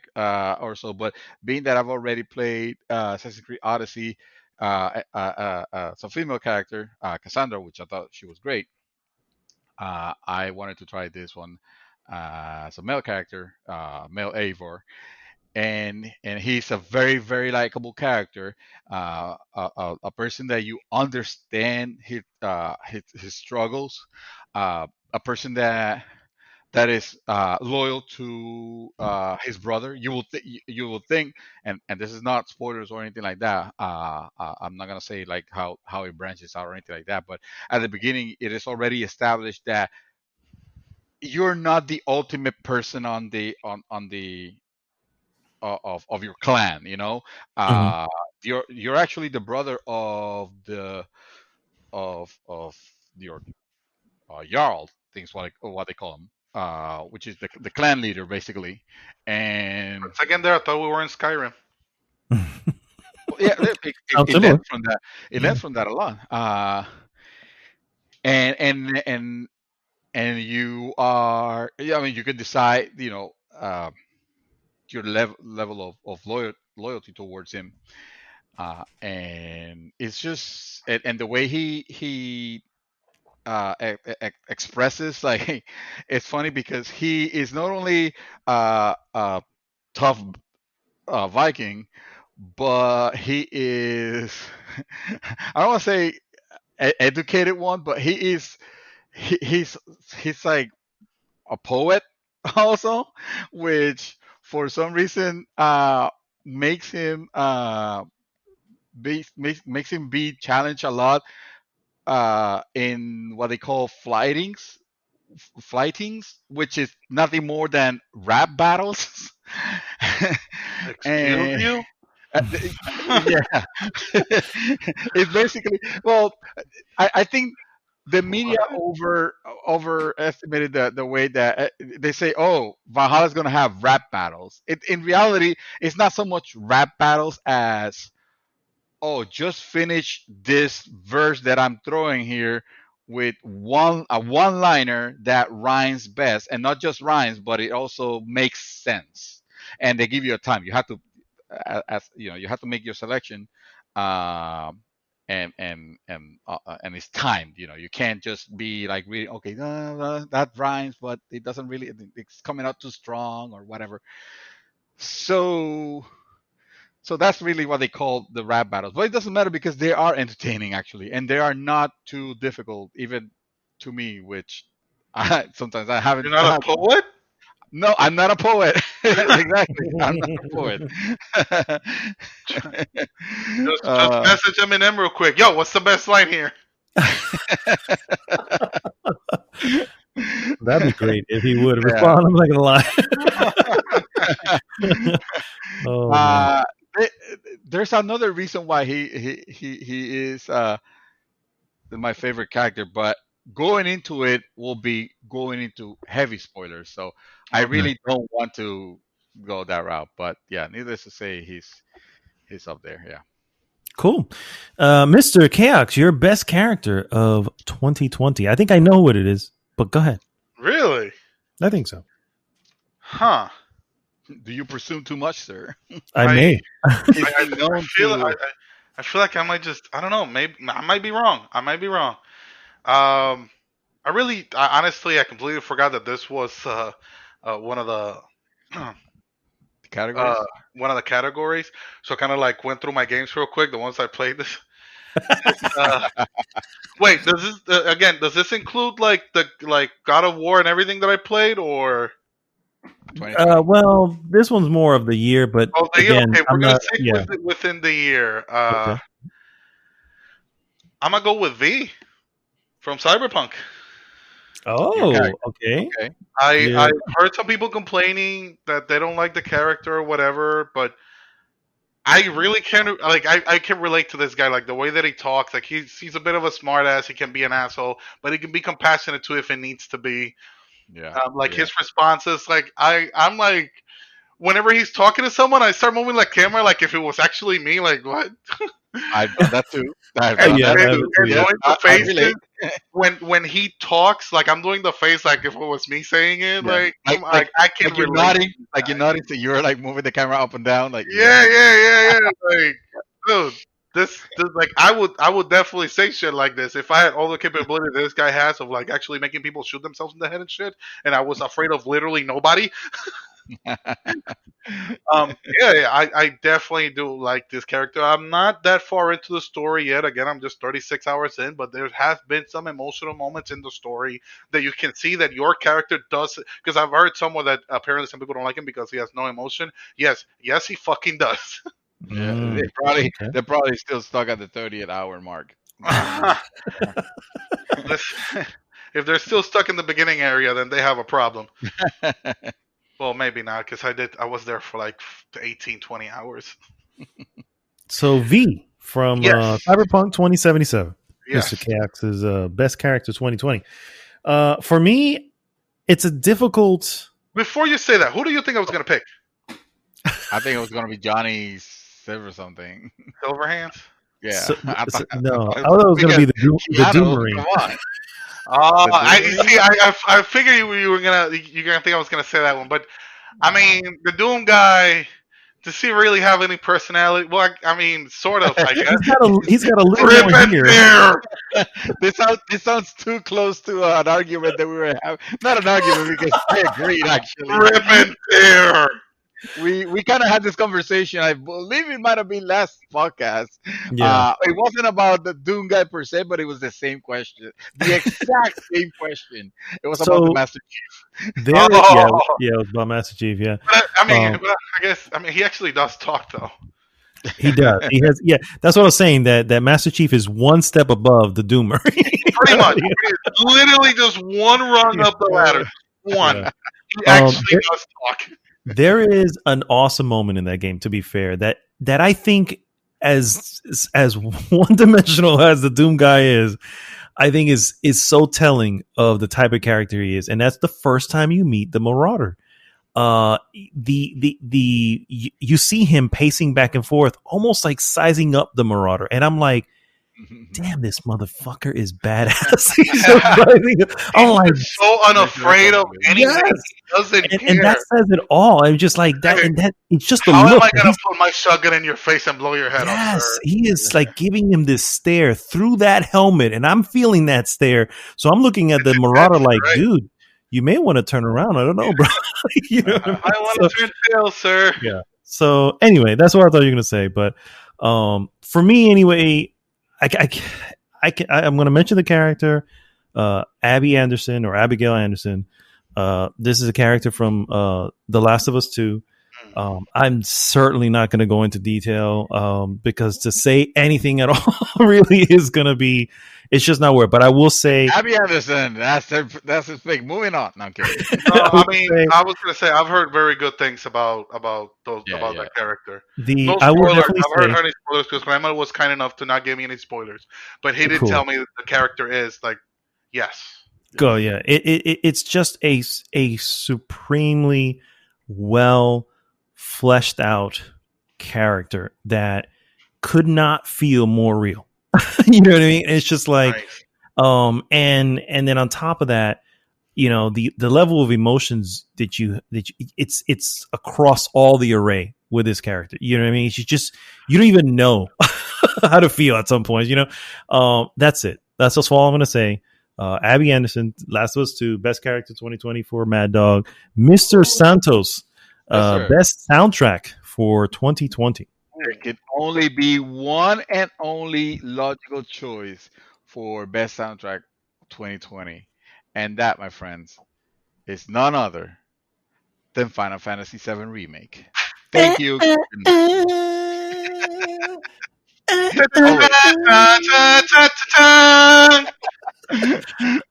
Always. Yeah. It is the soundtrack that you wonder like, I want it's you wonder like, how can this game make me feel like I remember feeling when I played the original Final Fantasy on PlayStation 1?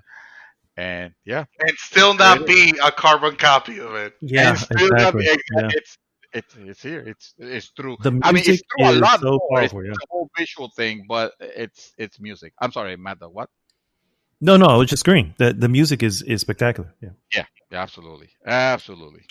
All right, Mr. KAOX, your best soundtrack of 2020. I'm gonna start with my honorable mention, which is Doom Eternal, because goddamn, that soundtrack was just so amazing. It just mixes with the action so well. Loved it from beginning to end. I haven't played a DLC yet, which I own. I do have to play it. I heard that the music is different, but it's still just as good. Cool. But I got a second, David here. I'm sorry, that soundtrack was just absolutely spectacular. Yes. Even when you get to the end and you see him and that song comes up, the goosebumps.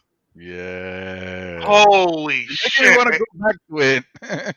Huh? Yeah. As we talk about it, yeah, I'm the same. I'm like, man, this maybe. I actually looked up the soundtrack the other day, because I have it on Spotify, and I was just like, this is. By the way, I'm.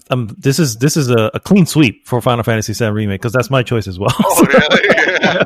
Yeah, No. it is easily the Yay! best. We agree. There's no argument. There's just no argument. These guys did the unthinkable. They took this music that was so important, that was so iconic to this particular freaking game, and had the audacity to make it better. You know I what I mean? know. I'm like, Wow. and let me tell you, that is one in a million because you will have people like looking coming at you with pitchforks and fire and just like, no, you've ruined this. You've ruined my childhood. You know, all this other crap. And not only did they not, my God, they it's ridiculous. It's Yep. ridiculous. It's absolutely That whole soundtrack, like from the first time you get wonderful. into a fight and you hear that familiar tune, and it just flows so well, so natural with the game, and it ends, and it just keeps going with what it. Oh no, loved it. Fucking They Yeah. nailed amazing. it. This is Yep. this is the most well nailed game to like if to meet expectations. It's almost like an understatement to me. To me, it's like they set up to do, and they said they would wanted to do something special with it. How are they gonna even do it? They're not even delivering the complete package. They're not even, but yet they fucking did it. Yep. Yeah. Yeah. And they did it spectacularly. Yeah. Agreed. Agreed. Mr. David Santos, your best style. Best style actually is it's gonna come up as well, not as a surprise. Mostly I don't know how familiar you guys are with this game, but I gotta tell you, both of y'all have to play this before the end of this year. That's your homework. Oh, And that game is none other than Ghost Runner, a game that I know, if you guys are very hyped up and like like the idea of cyberpunk, ninja, and fast action like Doom, uh, and like literally like immediate respawn after death, a la Super Meat Boy, basically. This game more than delivers that. The game has an incredible style. It has an interesting story. Uh, it's it's almost like everything is so net breaking, fast paced, and yet you feel like super cool pulling up this moves, because this is it makes you feel like you're actually that cyborg ninja, because oh yeah, that's what you are. You're a freaking cyborg ninja. You know who you are. You're Gray Fox. oh, Great Fox. Yeah. You are Gray Fox at that moment. You see all the craziness that he pulls. Well, imagine playing as him, basically. I say he's not called Gray Fox, but you get the idea. It's Mhm. that craziness, and yeah, they did a game that it is awesome, and it's relatively cheap. I think it's $25 maybe. Oh, I When own it. I we just talk haven't about started it yet. style, are we talking Yeah. about the visuals or? Yeah, I'm referring to. Whatever Oh, whatever you consider to be stylish. It could be stylish visuals. That's kind of the immediate thing that comes to mind. But whatever you think is considered, it's a game that is excels at a particular style, be it art, be it gameplay, or whatever can be. But Okay, yes, I most of just the time wanted to people be kind of clear. lean to yeah. yeah. Yeah. When I'm referring to Ghost Runner, I'm taking the holistic approach. I'm adding not just the visual style, but just the gameplay, the music, which would have been a runner up for best soundtrack actually, Mhm. um, and every aspect of it. I haven't finished the story. I don't think it's a super long game or anything like that, especially when you're playing it that quick. But it is, I mean, it's not tough to master. I would say it'll have, but it won't matter. Like you won't be super pissed off of, oh, you won't get frustrated for getting killed because you don't have a chance to put the controller down in frustration because you'll be respawning and immediately jumping into the action, so you almost have no break. Wow. All right, Ghost Runner is best style for Mr. Dream Twister. Mr. KAOX, what is your best style for 2020? I'm torn between two. Okay. To be honest, because in one hand I have Final Fantasy VII Remake, which look absolutely gorgeous. Yeah, there were some Beautiful textures here and there that it's not that they weren't loading; they just weren't there. They were just low textures. Yeah, They were just not there. So other than that, like the game looked gorgeous. The mechanics of the fighting style and everything was very flashy, very satisfying whenever you did your attacks and whatever. On the other hand, I have Ghost of Tsushima. Oh yeah, I did not play Ghost of Tsushima. That's why it hasn't been on my list for those of y'all like. I haven't finished it. I can't even say that I'm like too deep into the story. I'm somewhat into the story. I did play the multiplayer a lot, and my God, that is some stylish shit right there. The I'll tell them clearly, like the main campaign, the world itself, the way it encapsulates that whole era and the culture and everything, it's freaking amazing. Damn. And on the multiplayer, look, it's also complaint relates to the campaign when you start fighting or whatever. When you do that, the samurai ultimate that he kind of like dashes across the battlefield. Mhm. Oh my God, that is amazing. And with the hunter, that you pull up the bow and you can shoot 5 targets at once. And if you have the legendary bow, you actually hit 10 targets. Have you ever seen a mob of enemies just drop dead in front of you before they can even touch you? That is some awesome feeling right there, okay?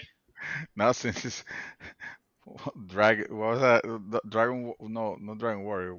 You're talking about, I think I know what you're going to like. Dynasty Warriors? Dynasty Warrior.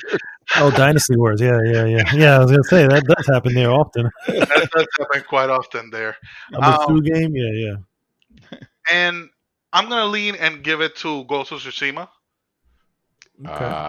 Right. I'll have to concur there. I'll leave Final Fantasy VII as a close second, but I have to give it to Ghost of Tsushima. That is actually also my pick for best style, Ghost of Tsushima. This, first of all, I platinum this game. I was gonna say you probably have more to say than I do because you actually play the whole campaign. I have never thought that I would feel like a samurai in a game, and this game delivers that. The beauty. First off, the beauty of Tsushima, the islands of Tsushima, is spectacular. I can't wait to just load this up on a PlayStation 5 and just look at it again. Because it looks spectacular on a PlayStation 4. I can only imagine it looks spectacular on PlayStation 5. It is ridiculous that all these little things are running around and making this world feel like the way it is, and it's running on a fucking PlayStation 5, and it loads the way it loads. It's just, I don't get it. I'm like, what the hell is wrong with everybody else? And Sucker Punch, what the hell? Where you been? You should have been doing this shit for years. What the hell? You know? They filled, and that's the other thing, they filled in a gap that for whatever reason Ubisoft just didn't feel the need to fill in. Everybody's been requesting Japan for Assassin's Creed. It was a perfect setting. What are you waiting for? Yeah, it's like, why are you not there? It doesn't make sense. And here comes Sucker Punch saying, hey, we'll do it. And they literally sucker punched them because absolutely. It's like, why?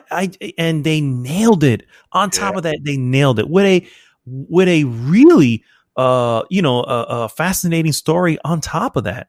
The swordplay is just it's just so wonderful. It's just so wonderful. You feel like a badass when you're surrounded by, and let me tell you, it's not something you can just take. This is not, your button masher. There's a strategy behind this. And when you figure out that strategy and you take people out, the way the game develops you as a gamer, as a player throughout the entire story, by the time you get to the end, you are the ghost. It's like it's a natural progression in the game. Hell yeah, man! This fucking game is ridiculous when it comes to style. It's almost a sin we haven't mentioned it up until now. Actually, because it can easily have been a surprise. I mean, Sucker Punch is. I haven't played it, so and there are a couple of PlayStation 4 games that I'm just waiting until I can get my hands on a PlayStation 5 to play them, and that will be Last of Us 2, of course, and Ghost of Tsushima, because I want to have that experience for first time. Now, I mean, if I waited, I might as well, right? Oh, and that's my list. Don't. I'm sorry to interrupt, but don't let me forget about Kurosawa mode, which is fucking awesome. Okay, let me tell you, if you want stuff, I played that game many hours at the beginning in Kurosawa mode, and I was like, this is some Japanese cinema that I'm actually playing. Oh, fuck this. Best style, period. What was it that made you stop going from?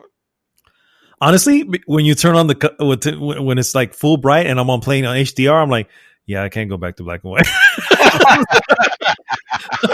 can't go back. Now I'm looking at every shade of the rainbow, like vibrant, and I'm like, yeah, black and white was cool and all. Like those colorblind kids when they see color for the first time. Exactly.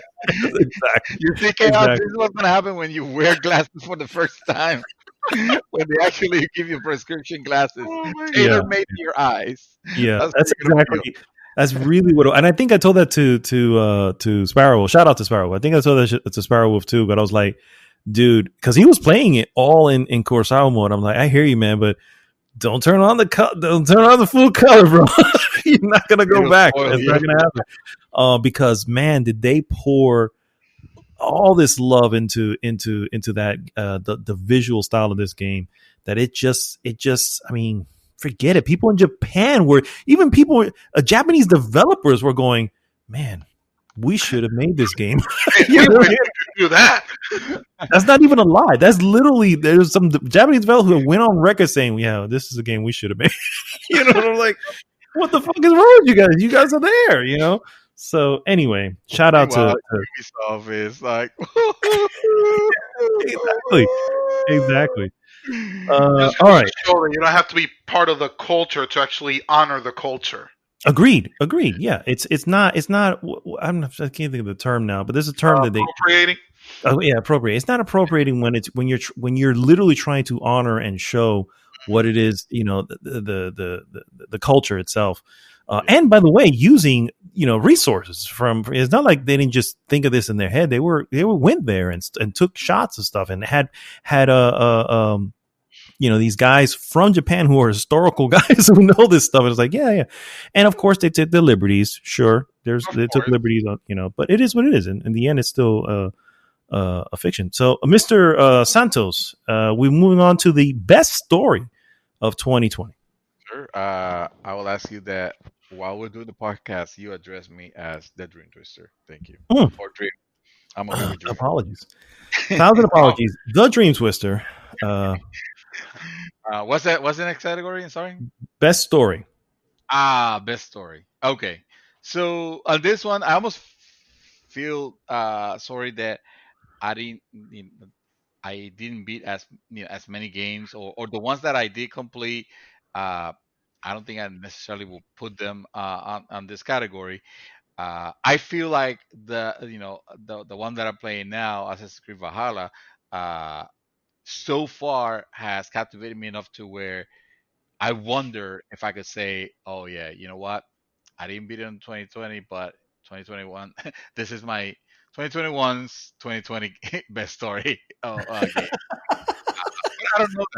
I don't know that, and I can't vouch for that, especially after the Odyssey Carfuffle. But for For now, it is. Yeah. No, but I haven't completed. I don't know where it's gonna go, and it could go. I mean, who knows? It's Ubisoft. It could go south at any minute. You don't know that. So Fair enough. I'm gonna go for my safe choice here, and I'm sorry for being boring, but there's just no other. Final Fantasy VII Remake. It's the story that I love this year, and the reason why I loved it was because uh, it subverts your expectation of you know, especially when you're and this is already at a point where we could possibly talk a little bit spoilery without being super spoilish, but just so you know. If you're talking about like 1997 spoilers, don't worry about those. No, I'm talking about 2020 spoilers because Okay. Oh, okay. I know what's okay. You're right. You're right. so the thing is that the remake in this game is has more meaning than just, oh, we're just remaking the game. And absolutely love love love that aspect of it. uh I'm a big fan of alternate alternate fiction, alternate history, but in this case, it's alternate fiction. And this is basically, instead of remaking Final Fantasy VII as the game that you remember playing back in the PlayStation One era. Uh, this is leading you to believe that that's what you're doing, but in reality, this plays as a sequel to that game. And I think that the execution of it's nothing short of outstanding, of phenomenal. It does, understandably so, open some concerns, and I completely agree with those, what those concerns could be. uh, However, if I were a betting man, I would say that if they were able to deliver this level here without messing it up, I'll be willing to trust that Square Enix will treat this story with respect. I don't Mhm. necessarily need them to do a play-by-play of Final Fantasy VII just because. Uh, and I will say that if they deviate in some way, um, I hope that it is interesting enough, because at the end of the day, it's about having new experiences. And if they want to decide that that in this game Aerith is not the one that dies, then okay, you're bold. I don't know how I feel about that, but I'm willing to give you the opportunity to prove me wrong, I could be and wrong. Yeah. show me that there is a reason and a better way, or whatever. Just I'm ready to be surprised. And I think they have been able to pull surprises like that off. I mean, just look at Nier Automata. And Nier Automata is a game where I friggin' love everything that they did with that game, and the surprises and everything on that were spectacular, and I hold that game very near and dear. So, and it's Square Enix.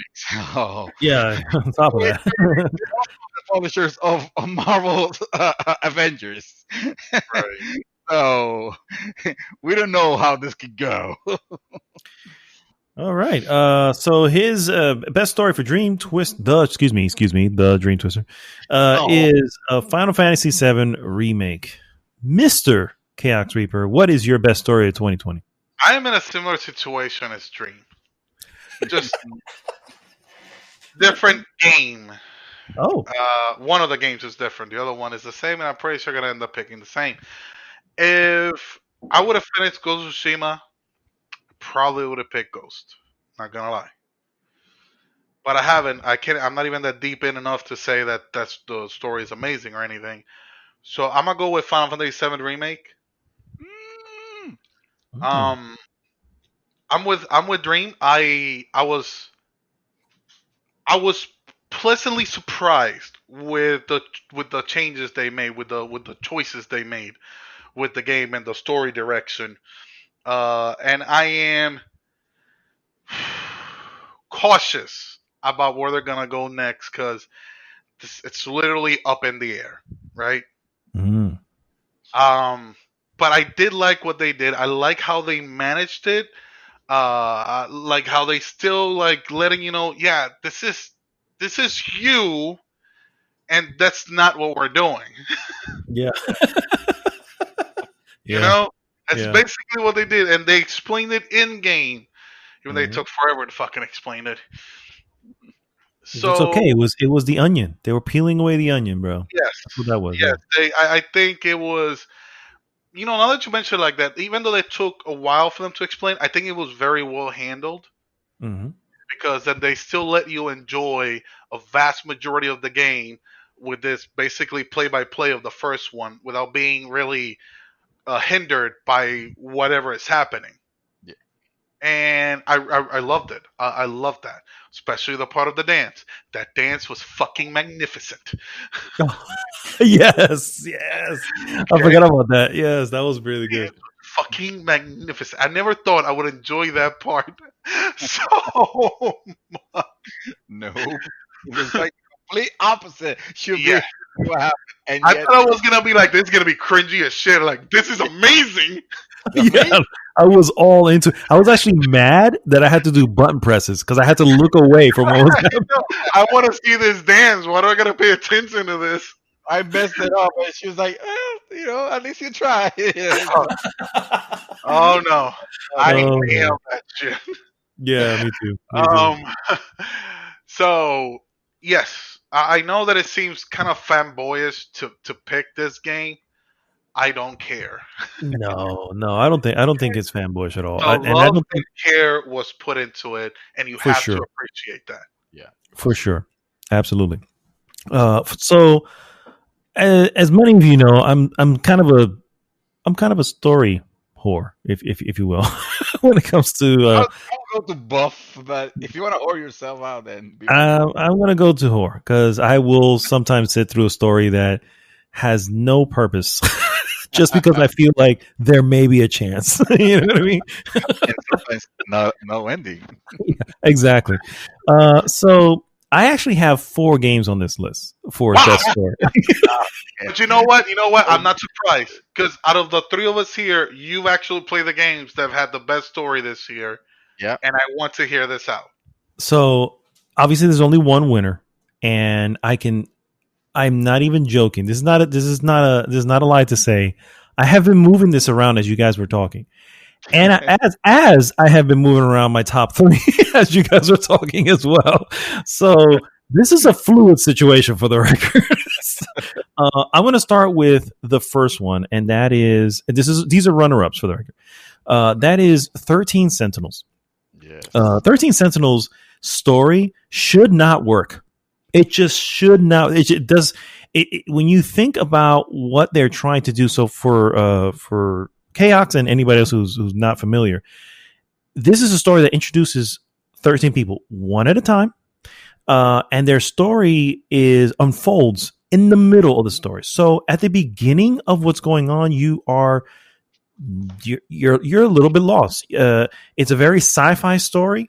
There is very anime stuff that are involved, a little bit of time travel, a little bit of cyborg, so much sci-fi is like in this thing that it should have fell apart at least 10 times as I was going through it.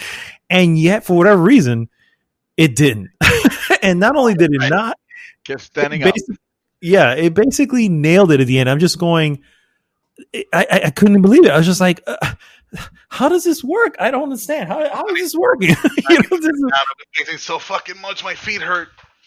It is absolutely. It just shouldn't work, and yet it does, and it's amazing. And props to Vanillaware.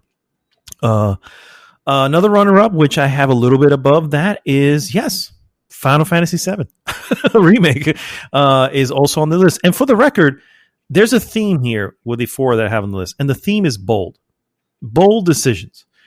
Vanillaware went and made a story with 13 people, completely different, whatever. Again, it should not have worked, and yet it did. They made that bold choice to do it, and it worked. Final Fantasy VII Remake did the same thing. They said, we're going to get you Final Fantasy VII. We're going to give you exactly what you want, but we're going to give you something you didn't know you wanted.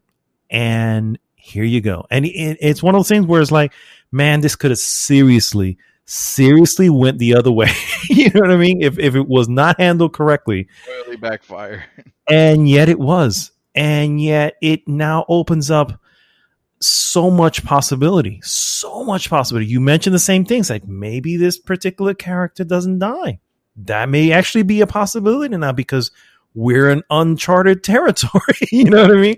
And then that also opens up other things where in my head I'm going, well, what if your universe feels that someone has to at this point? So is another character suddenly on the chopping block that we don't know? You know, it's like all these possibilities.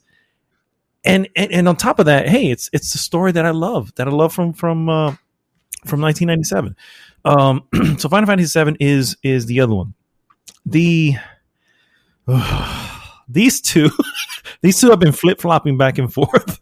But I'm going to go with the next one, which is the runner-up, is Hades. Yes. I absolutely adore Hades. And the story is another one where it's like, it's one of those things where it shouldn't work, and yet it works ridiculously well in a roguelike. A roguelike automatically suggests that you're always going to come back to the beginning often because that's just how that shit works. And you're going to lose a lot.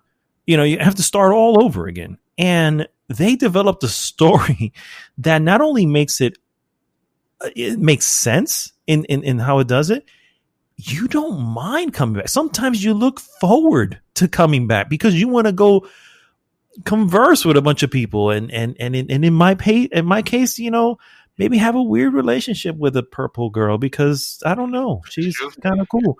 You know what I mean? It doesn't make sense whatsoever, and yet at the same time, it wouldn't have worked any other way. It doesn't make sense, and yet any other way it wouldn't have worked. And there is always something new. I was over 50 runs by the time I stopped playing, and I still haven't beat the game for the record.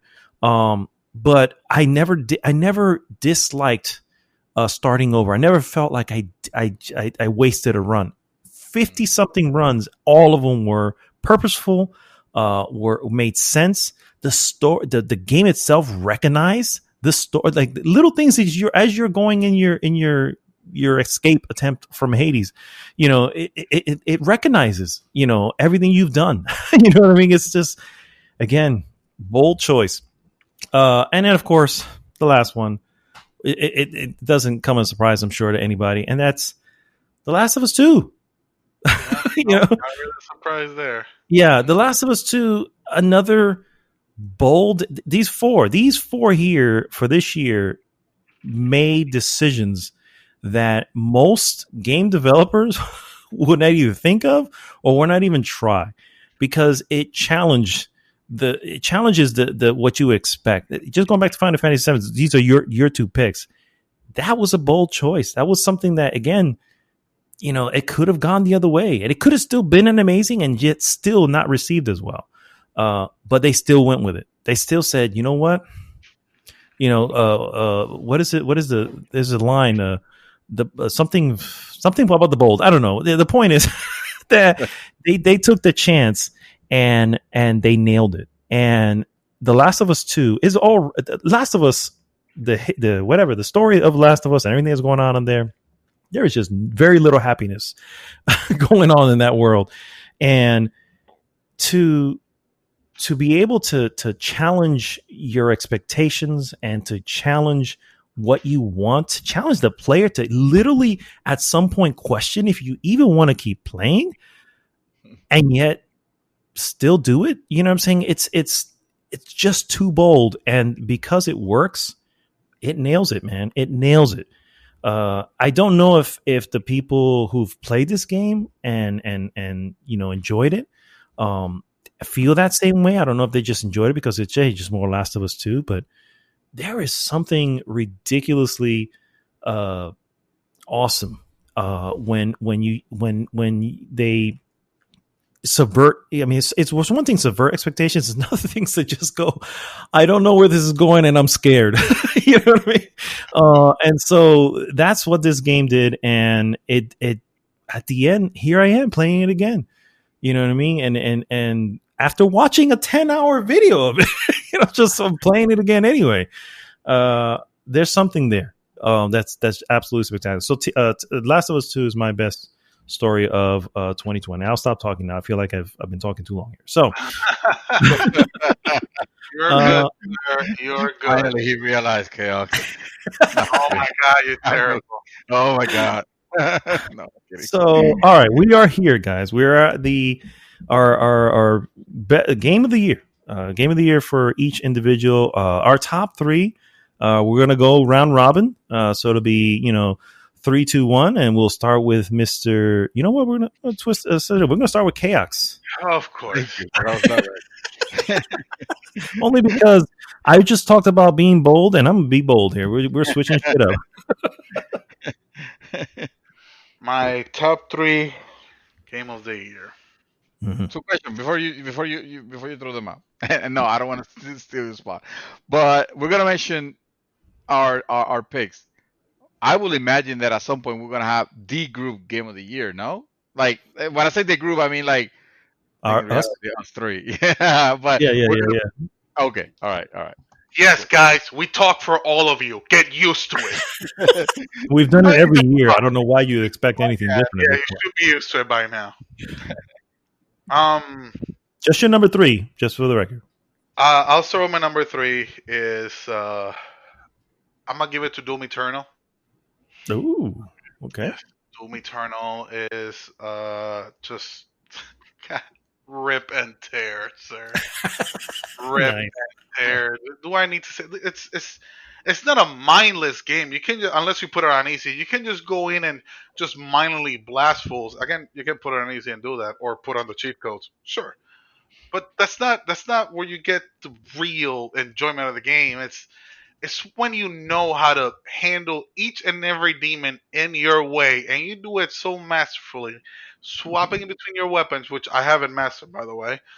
And you just looked at this machine of pure and utter destruction and death going through every single demon in your path and whatever other demons, angels, whatever the fuck they are. Doesn't matter, right? They're in your way and you just want to rip and tear. Nice. Not to mention the music that goes with it. God damn, so fucking metal. Nice. So that is. It may not have the biggest story, but I mean it does have some story, and I did like it. I enjoyed it. I enjoyed the lore they put into it, even though some people didn't like it or whatever because that is not the draw of the game. Didn't care. Loved it. Fucking do it again. My number 2. Wait. We're moving on to keep those 2 pocketed. 3 each other, and then 2 everybody, and then okay. Yeah, round robin. Mr. Dream Twister, what is your number 3? Kind of excited quickly. Why don't you go, Nick? I want to make Really sure. The Eternal was really good. I tell you. But I really like Doom 2016 also, and I already played Doom 2016 when it came out in 2016. So I'm just gonna go ahead and give it to Assassin's Creed Valhalla because I am shocked to the fact that I am enjoying a Ubisoft game as much as I am enjoying this, and I think that.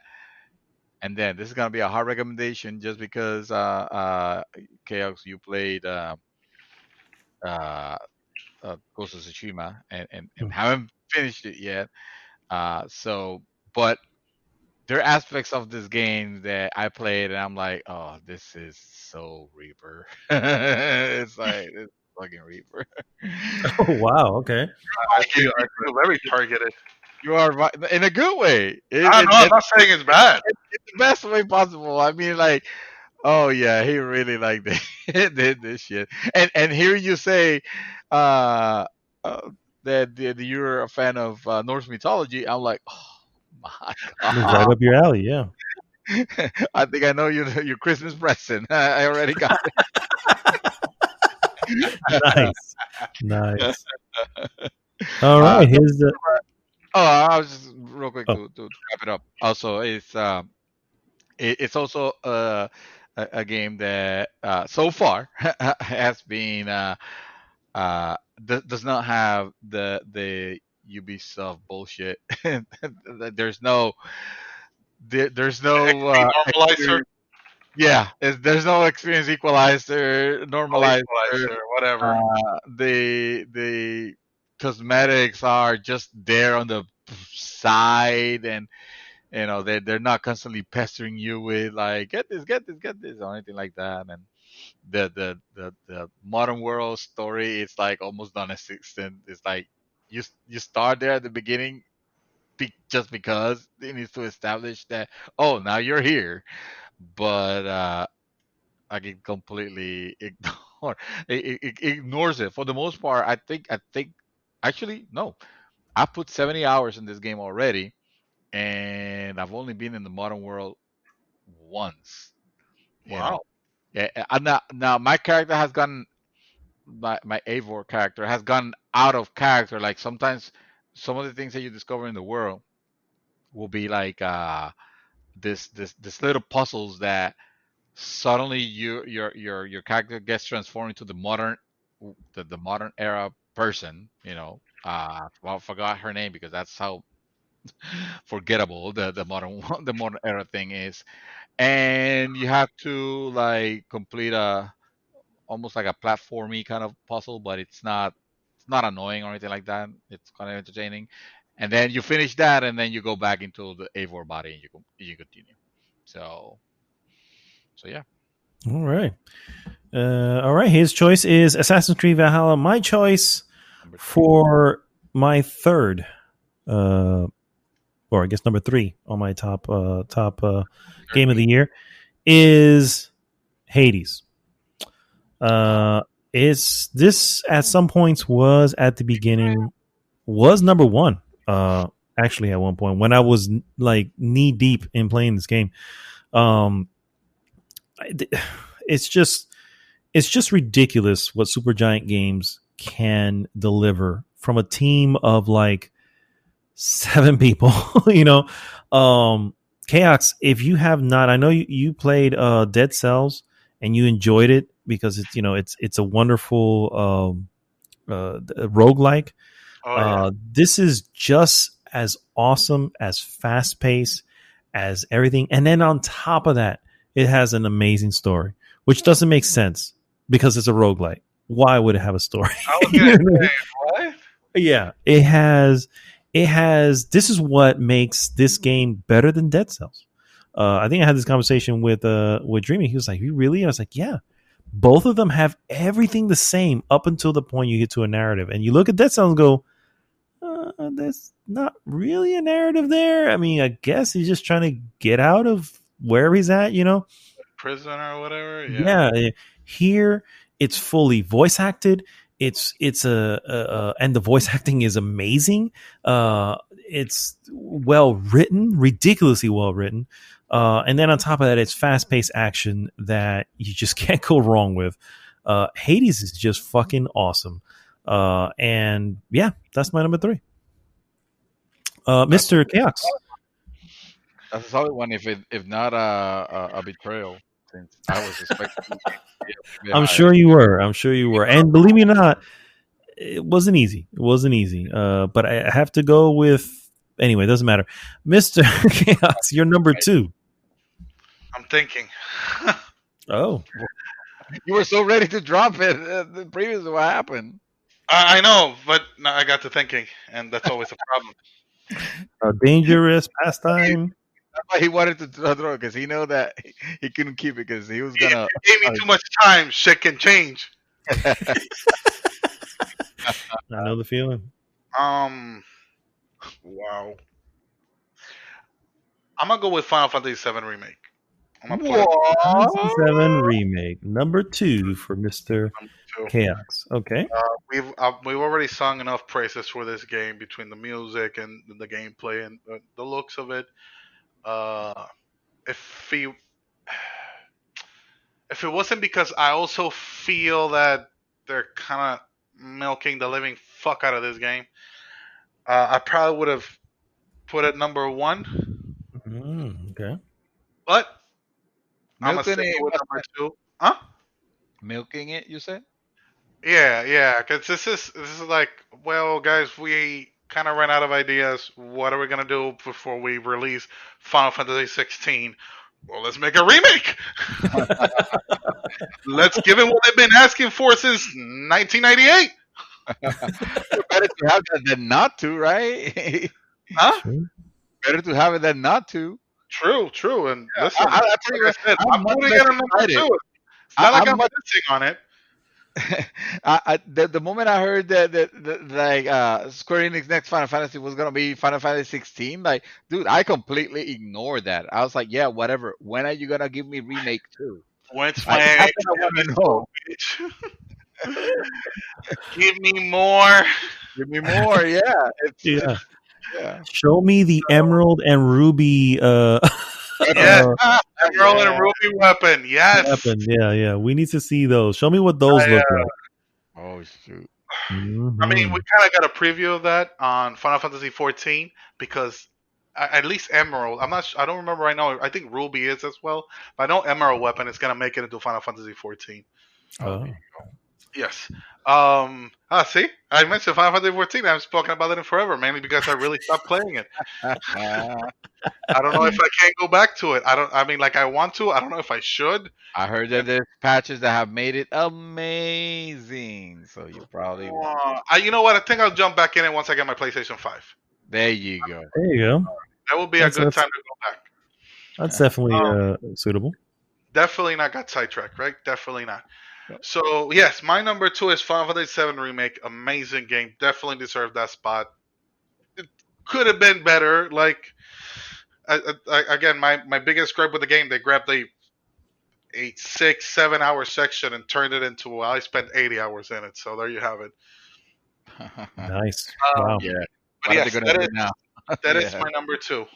Awesome. Final Fantasy remake number 2 for Mr. KAOX. Mr. Dream, what is your number 2? We'll see. I'm sorry, The Dream Twister. What is your number 2? He should have actually dropped his number 2 because now he just made a mistake. He put Final Fantasy 7 remake as number 2, but No mistakes done, sir. No mistake. This was coldly calculated. it's okay. It's okay. It's still up there. Deservedly so. I'm gonna go. I'm gonna give my number 2 to Star Wars Squadron, man. Ooh, a Star Wow, Wars. really? It's a game that gave me the experience, and this is a year that Microsoft Flight Simulator, a game that it's literally letting me travel during quarantine anywhere in the world, and it gave me one of my best gaming moments of the year, which was flying over the Australian beaches while having uh, what's that song? The land down under. A Land Down by- Under. Yeah. Yeah. Yeah. Who sings that? I forgot who. What the hell did I know, dude? I'm old. What are you asking me that shit? Because that's from old. That's from the 80s. You're definitely not asking me, right? 'Cause No, you wouldn't know. But that song is that song is great. Men at Work, sir. Yes, Yeah. Playing Men at Work. That shit was great. Anyway, Star Wars Squadron, for the reasons I already explained, it's just making me take part of the different squadrons. And I'm not gonna say that they nailed it in the story or anything like that because, unfortunately, it ends in a way that if you're playing the Empire, yeah, you thought you won. But if you're playing but you play the Rebels, oh yeah, you thought you won. And unfortunately, you don't get to pick sides because I feel like if you did, the game, each campaign will be extremely short. I mean, the campaign itself is already short enough. That's okay because it's a $40 game at most, and now they're selling it for like I've seen it as low as 16. Wow. um, yeah, but that was like Black Friday and stuff like that. But even with the story not being like super fantastical, it's don't matter. It's still that experience. And when a game gives me a memorable experience like that, it's hard for me not to make it part of some sort of list. Mm. Also speaks to the fact that I didn't play a lot of games in 2020, so my selections they might sound like B tier, but hey, they're still great. I still recommend them. Hey, to you, they're not B tier. That's the most important. Well, I agree. This is your personal top 3. yeah. Who gives? Yeah.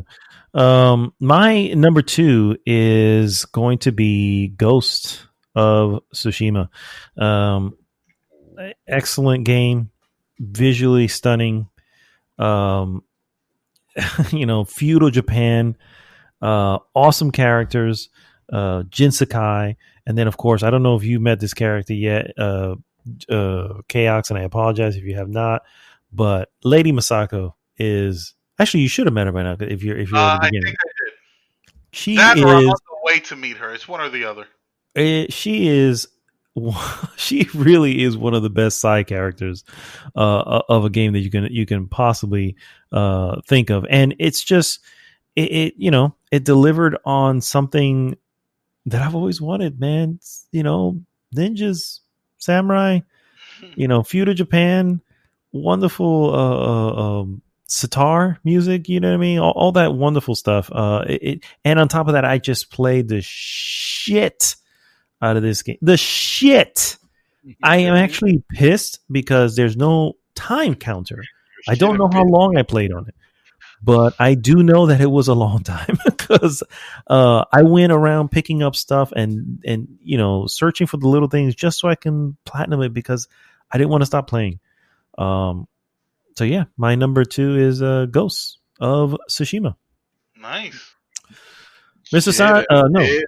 Number 2, it's like I thought I'd see a pattern here. Are you saying this game is shit? Wow, really? Mr. KAOX, you're number 1.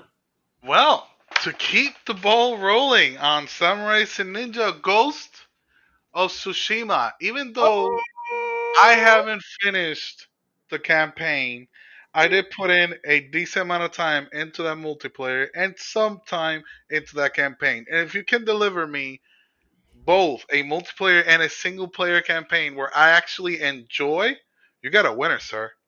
You have an absolute winner. Yeah. And I played all of the classes on the multiplayer. I leveled them up all the way up. Okay. Okay.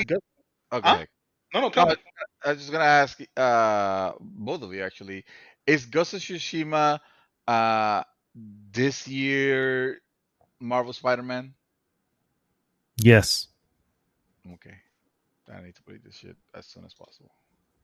Again, I haven't finished that campaign to actually make that kind of comparison, but you definitely should play this game. You definitely should play. I know that. I own it. I own it. Okay. I have it. I have a physical version of it that I intend to bring to a PS5. So okay.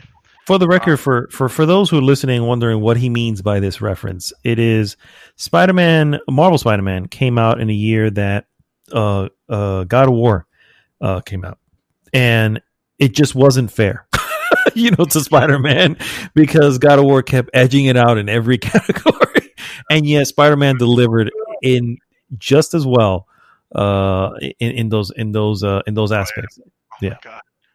I remember that game, and I just want to cry. Of joy. All right, so his number 1 is Ghost of Tsushima. Mr.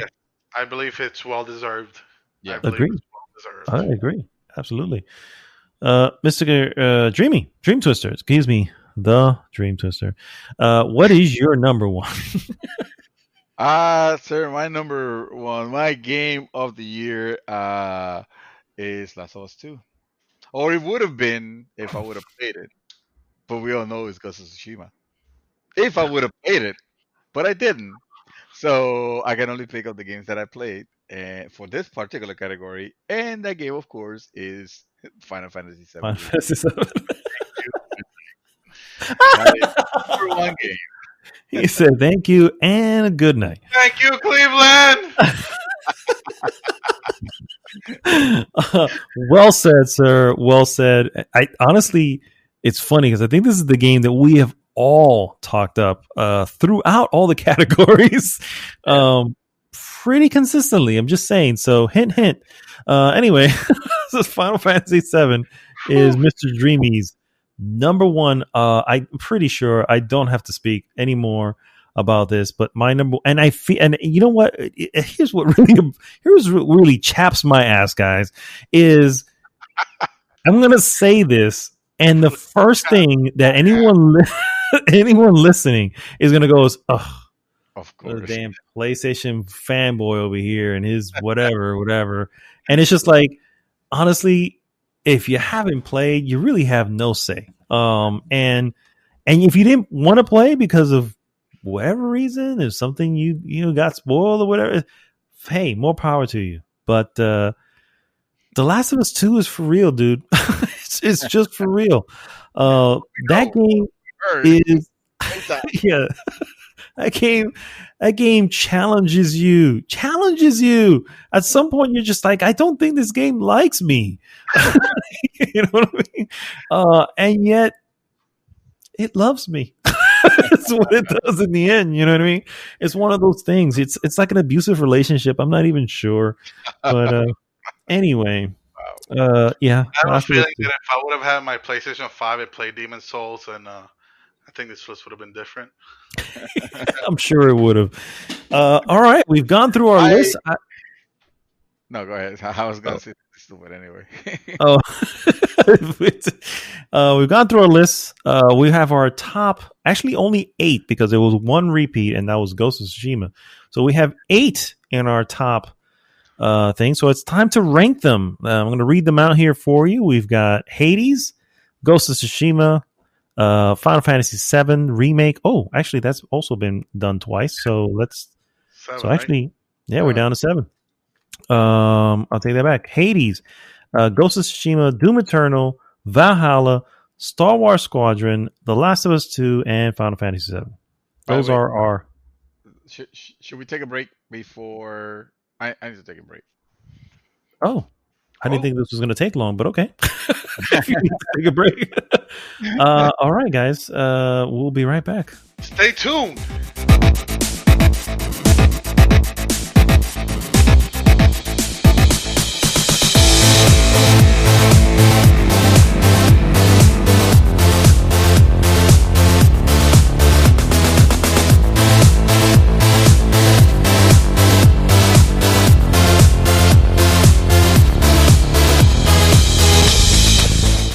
Yeah, that's.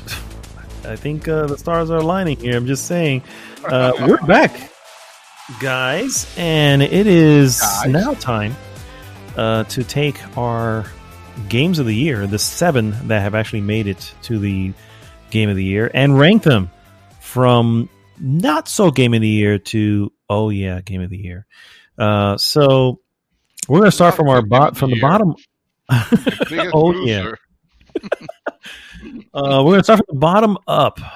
So our finalists again, if you didn't catch it before, was Hades, Doom Eternal, Assassin's Creed Valhalla, Ghost of Tsushima, Star Wars Squadron, The Last of Us 2, and Final Fantasy VII. What should be in 7th place, guys? I'm sorry, what was that list again? Dear Lord. Really? Hades. Don't you have it like right in front of you? I think it was the abbreviated versions. HD, Doom, AC Valhalla, Ghosts, Squadrons, TLU 2, FFVII. 7. Okay, so I'm gonna go on a limb here.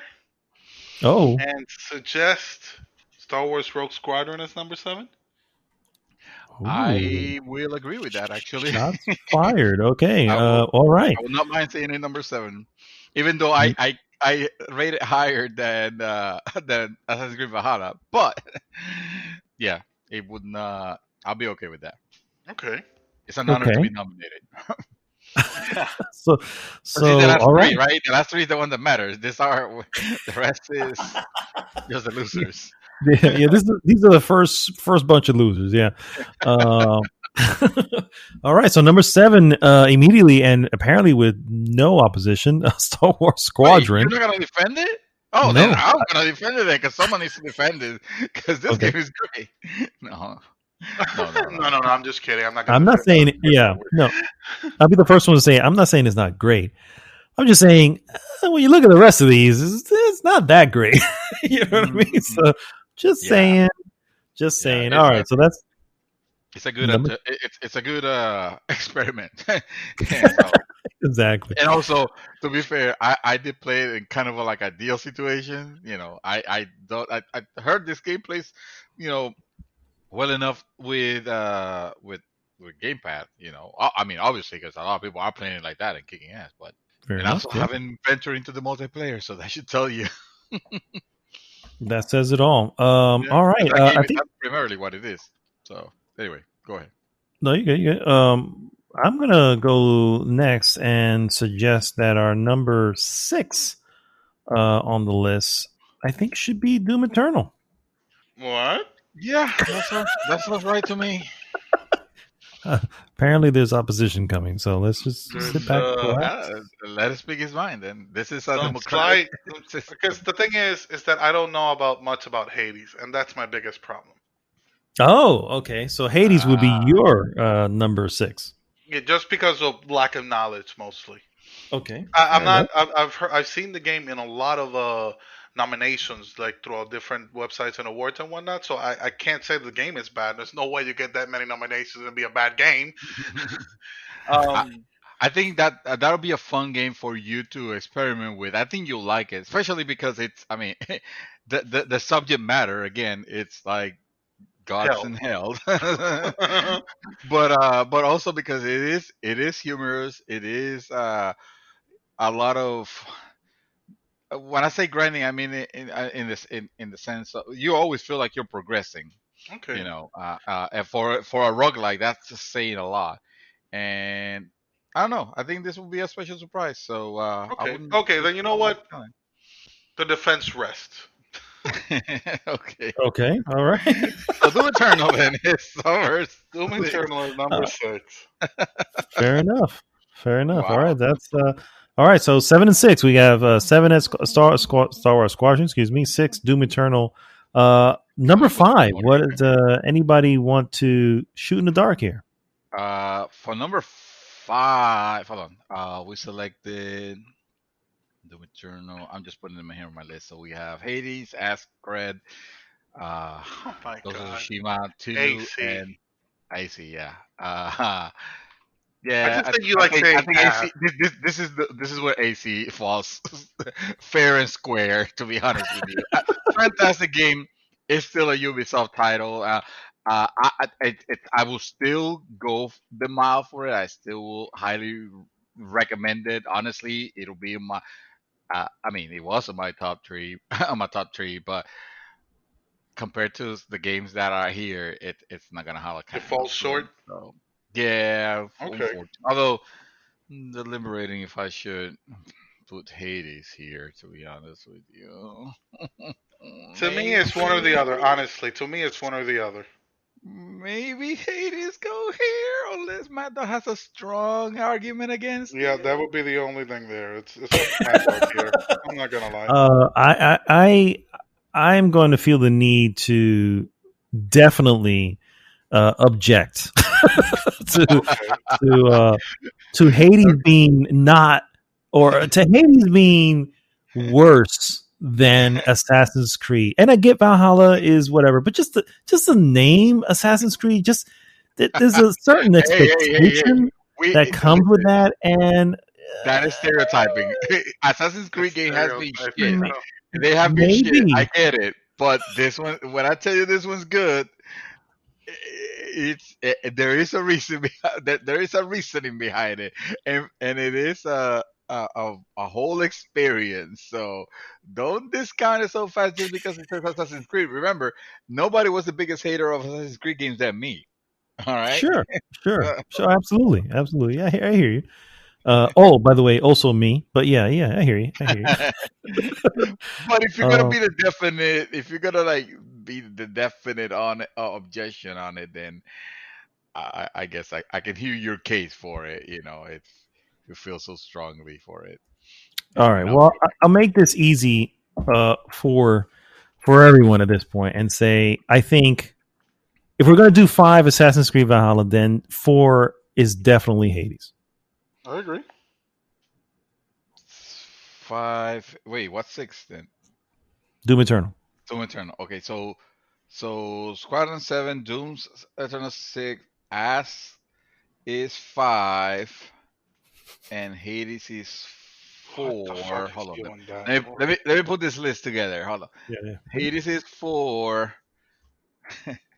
You made it sound like you made an adjustment, to be fair, but you didn't.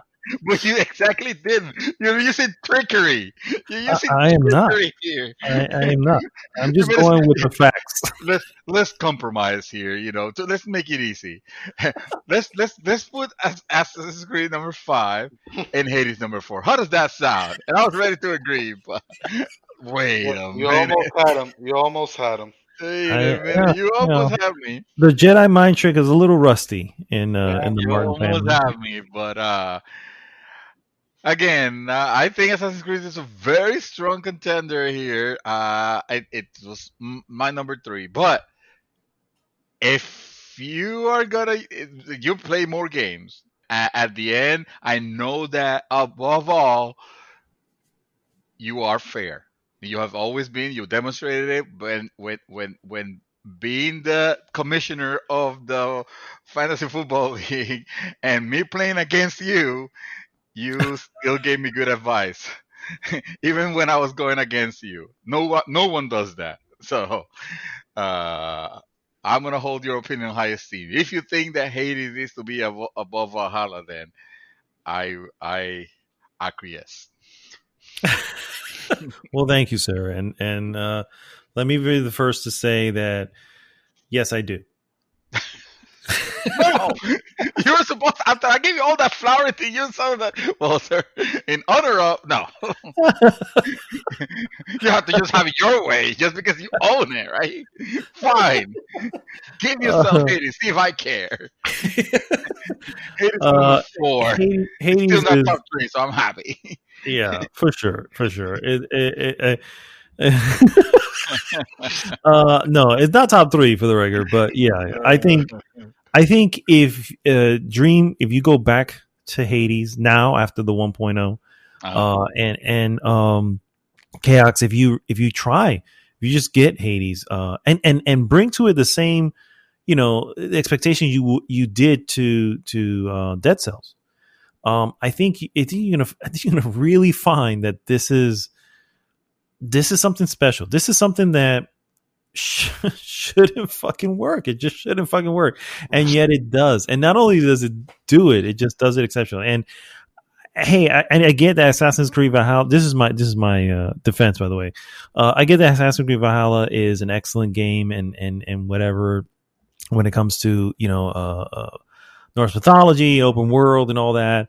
I'm not sure if it reinvents anything there. You know what I mean? And I think just the notion of something taking an established genre and reinventing it, and completely doing away with expectations on it, and blowing your mind when it comes to things, it's like that means more to me as a gamer. New experiences and stuff like that than something that's, hey, this is a very competent and really well done open world third person action game, versus, hey, this is a roguelike unlike any other roguelike that has ever existed. You know what I mean? Has ever huh? This game is more roguelike than any other roguelike that has ever rogued. That has ever rogued, yes. The most roguing of roguelikes is Hades.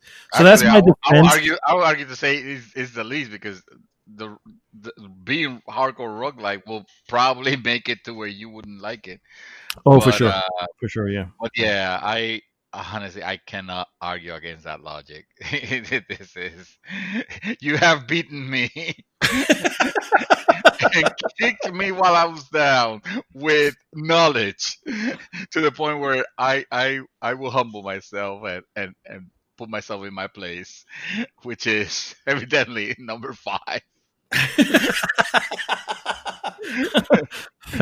Fair enough. It makes perfect sense. You're absolutely right. Assassin's Creed Valhalla, being a game as enjoyable as it is, it is not bringing anything new to the table. This is a game that I'm playing precisely because I wanted to have the experience with Odyssey that I have with Odyssey, but fixed, and that's what it's giving me. But at the end of the day, I'm still battling the same way that I did with I mean with different weapons, but very similarly as I did with Odyssey.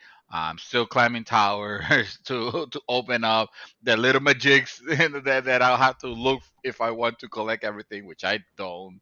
And and yeah, it is. I mean, it is like the 11th version of this type of game. So yeah, there's no. See, I knew that in my heart. I knew that.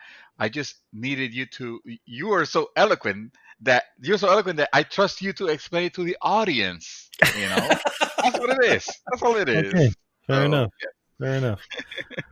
All right, guys, we're up to the top 3, and what remains is Ghost of Tsushima, The Last of Us 2, and Final Fantasy 7. And I am going to land on a dagger here, guys. I'm right there, Mad Dog. Oh, I'm not gonna let you do that. Oh, okay. Final Fantasy 7 Remake is number 3. Final Fantasy 7 Remake is number 1. Most decidedly not, sir. I know. You know, I know, we all know. So it is not, it is absolutely 100,000% not number 3 though. That's where you were also really. This list right itself. This list is honestly. This list is Ghost of Tsushima, Final Fantasy 7, Last of Us 2, being first place. I was going from 3 to 1. Sorry. Ghost of Tsushima third. Final Fantasy 7 Remake 2, and I think you got 3 and 2 mixed up. No, I think I got them right. Actually, I think I got the also right. See, the Final Fantasy 7. Remember of all the praises that we have given it so far, and for a game that came out in March, was it? This game, I feel like it's suffering a lot from not having played it for a long time and therefore losing touch with what this game really gave us when it was when it was out. And that's not to take anything away from Ghost of Tsushima. I know Ghost of Tsushima is a fantastic game. I cannot wait to play it. You know, and I know what type of game it is. It's probably the evolution of that open world Assassin's Creed-esque open world, a game that I love, that I enjoy, but it's still that it's still within the confines of that type of game. That see now I'm gonna use the thing of the probably fantastic story, probably beautiful vistas and all that. It's still an open world game. Whereas Final Fantasy VII Remake, we were expecting it to be, it's gonna be an RPG, but the way that they executed on it was a way that I don't think a lot of us expected. Honestly, when we started seeing those videos, we were like, "Ooh, I don't know. That is." I see that you're kind of moving Cloud. You didn't used to move Cloud on the original one. This is not Final 7 as I remember. Yes, it looks cool, but I don't know.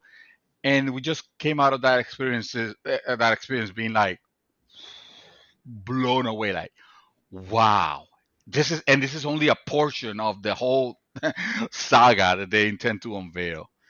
I So think I'm literally going to like blow both your minds here. I have a feeling that this is going to sound ridiculous, but here's what I think it should be. Okay. Hold on, let me sit down for this one. I'm just happy I'm already sitting down.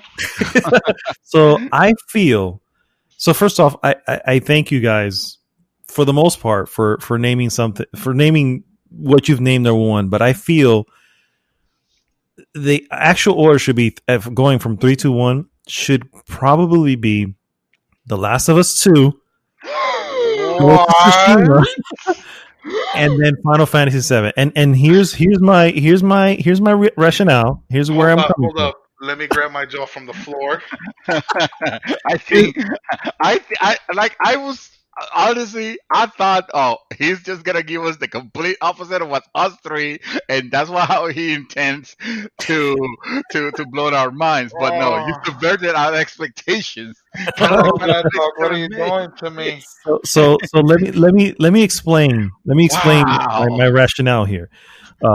So The Last of Us 2 is my personal game of the year. But what we're trying to do here is get our combined game of the year. And being the only one of us three that has actually played Last of Us 2, it would be unfair for you guys to... The Last of Us 2, it's undeniably divisive. And it will be. And I wouldn't be surprised if between the two of you who play, you and KAOX and Dreamy, if you guys play this, that one likes it and one doesn't. I wouldn't be surprised because it's that divisive. For me, I loved it because I got what they were trying to do. And you either get it or you don't. You either accept it or you won't. You know what I mean? And neither of you have been through that experience for you guys to suddenly put it on as number one. And because of that, I'm like, it's not fair to the three of us grouping as our top three for the three of us to put it on the one when only one of us has played it and only one of us has experienced the absolute fucking challenging game that this is. When I say it's challenging, I don't mean it's challenging in the fact that it's hard, although it is hard. And let me tell you, when you get to the stalkers, you will hate those fucking bastards. I say it's challenging in just accepting what's happening.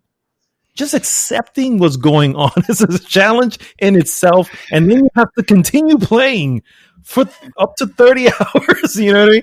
It's you guys haven't had that. And again, I appreciate that you guys feel that, hey, this is obviously there's a lot of talk, whatever, and you know about the franchise and it should obviously, you know, just the level of work that they put behind it should be there. But the combined three of us, it shouldn't.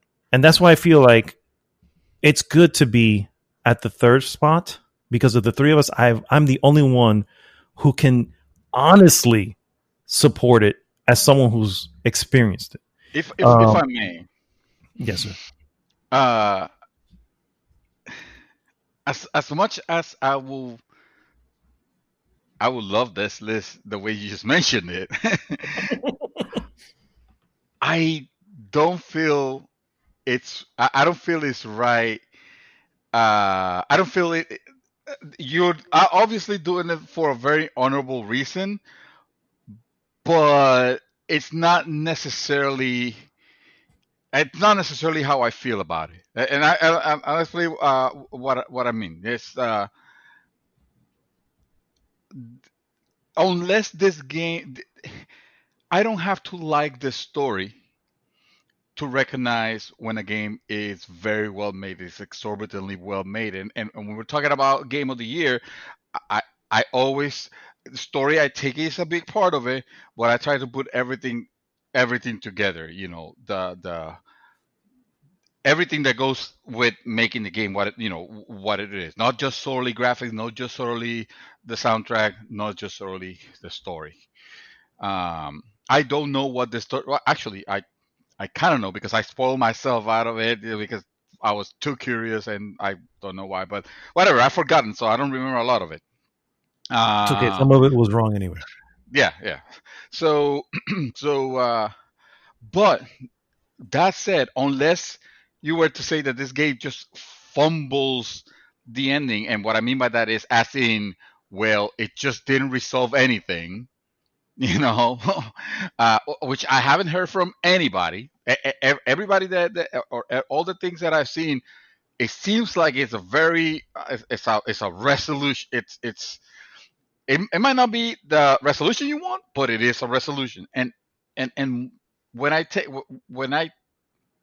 willing to accept that I don't know that part, when I see the merits that this game has gotten everywhere, dude, because it's not just the fact that it won Game of the Year on the awards show, on the Game Awards, but everywhere, and most of the people that recently the people that have negative things to say about it, about the game, it's never about the gameplay. It's never about the aspect of gameplay in general. It's always the story. So uh, I gotta give this game the recognition it deserves. If Naughty Dog, which I'm not a big fan of the crunching and the whatever, but I do recognize they are wizards. If they've made a great game, I will give it my vote. I don't have to. I don't have to have had experience myself because I gave I gave my top three, and this is not what this is about. This is about the consensus of the group in general. I will still say, hey man, I appreciate the fact that you want to put Final Fantasy VII Remake on top because I would love that, but it doesn't sit right. I will explain.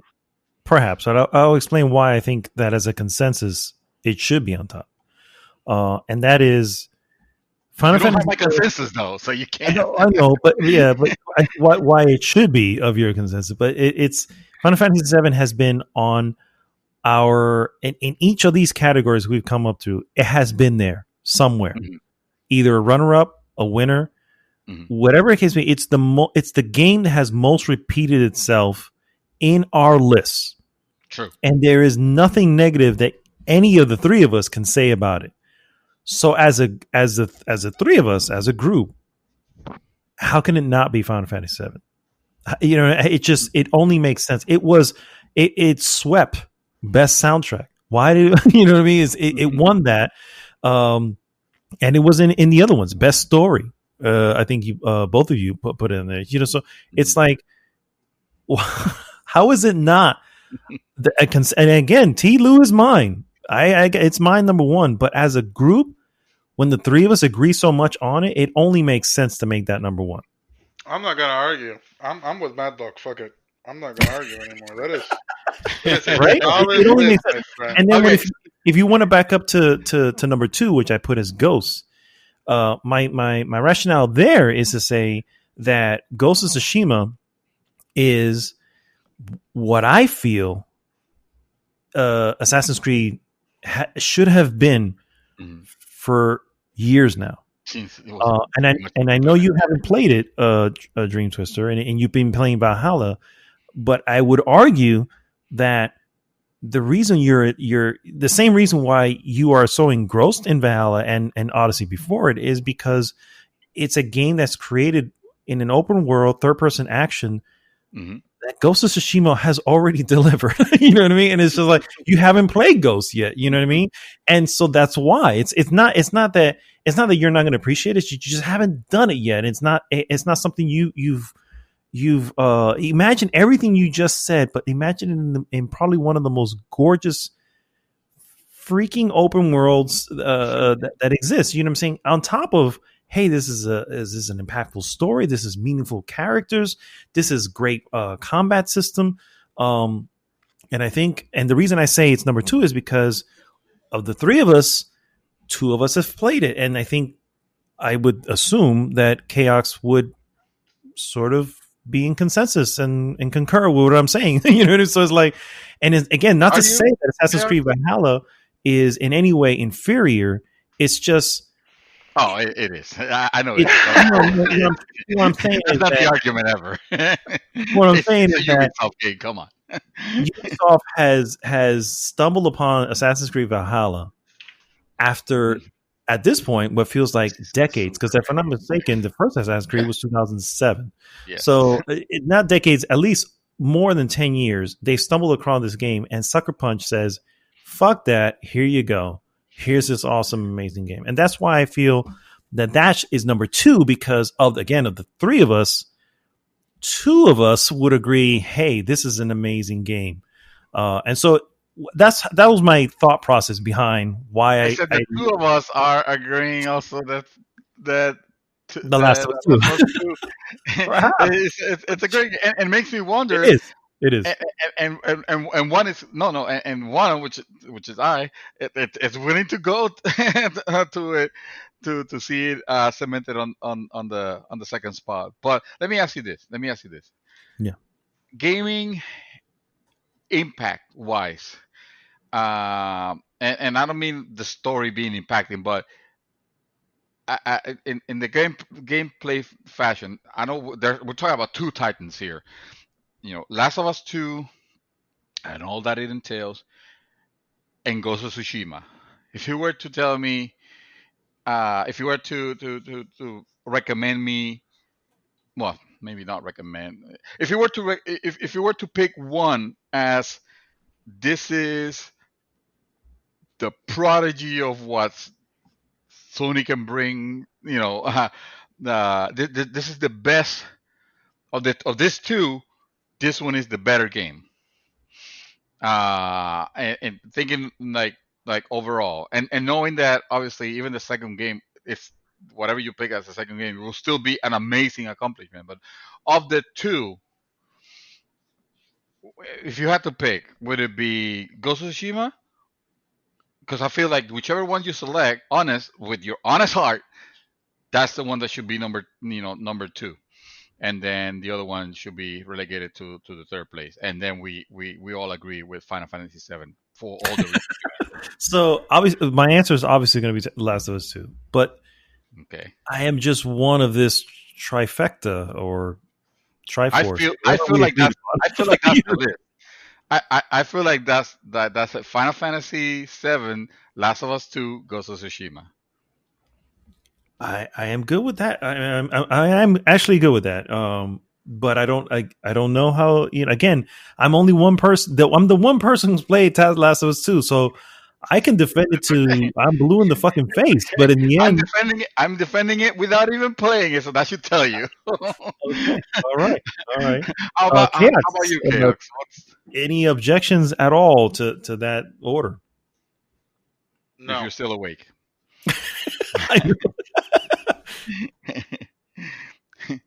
Is he? I don't know. I'm here. Sorry, we didn't hear you. I just said a flat out no. Oh, okay. Oh, you don't agree? No objection. He doesn't agree. He doesn't object. Yeah. All right, then I think we have reached quorum. All right. We have reached consensus then. I think so too. And I think honestly, we can all look at this and go, yeah, that makes sense. So our number 1, the mouthfuls number 1 is Final Fantasy VII Remake. Number 2, The Last of Us 2. Number 3, Ghosts of Tsushima. Number 4, and on really don't matter. But Hades, Assassin's Creed Valhalla, Doom Eternal, and then the rest. And the rest, yeah. And then the rest. I think I am happy. I'm happy with this, and I think it makes. I think it makes sense. Oh, I have one runner-up that I think should be an honorable mention that I think should definitely be mentioned. Okay. It mentioned where in top? Yeah, just top overall. Yeah. Like it'll be number 8. It's okay. Animal Crossing: New Horizons.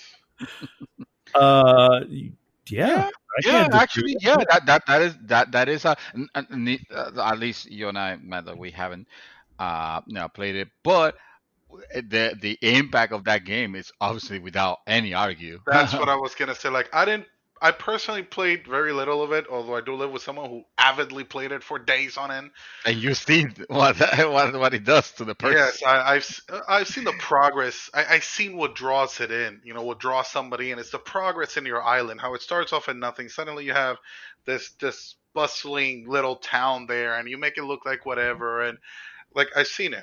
Okay, and I've seen how creative people can get with it, and it's just something that should not be ignored. It is at the end of it all, it's a good game that was enjoyed by a gazillion people. Yeah, a great game. It's for sure. I think you know what, Mad Dog. If you don't mind, I'd like to propose that we give a posthumous mention to Animal Crossings, and we actually add it on the list as the number 8. Number 8. As the number. Would you say how do you feel? Do you think, and I'll be whatever you decide. All right, unless you get ridiculous. Do you think that it has the chops to top Squadrons? Oh, for sure. And I don't mean that in any way to take to be negative of Squadron. No. I you know, this how this is. See how you can actually have an opinion of a game that it might not even be for you, but it's undeniable the amount of that it has. You know, the good vibe of it. You can actually defend it. So yeah, if you think so, Mad Dog, just put it there, and suddenly this game might be running up.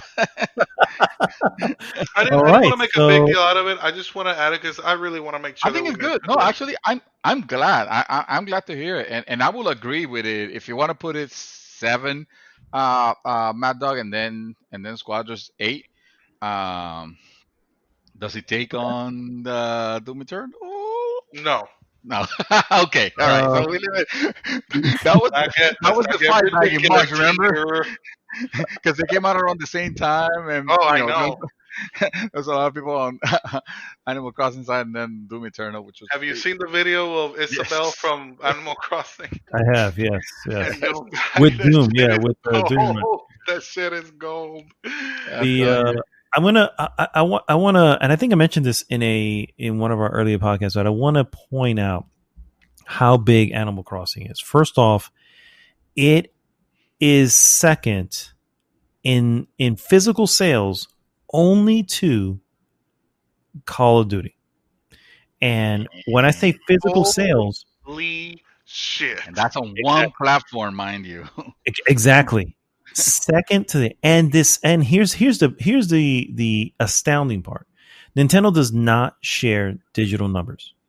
So how many did they sell digitally? We'll never know. God only knows. Exactly. Only Nintendo knows.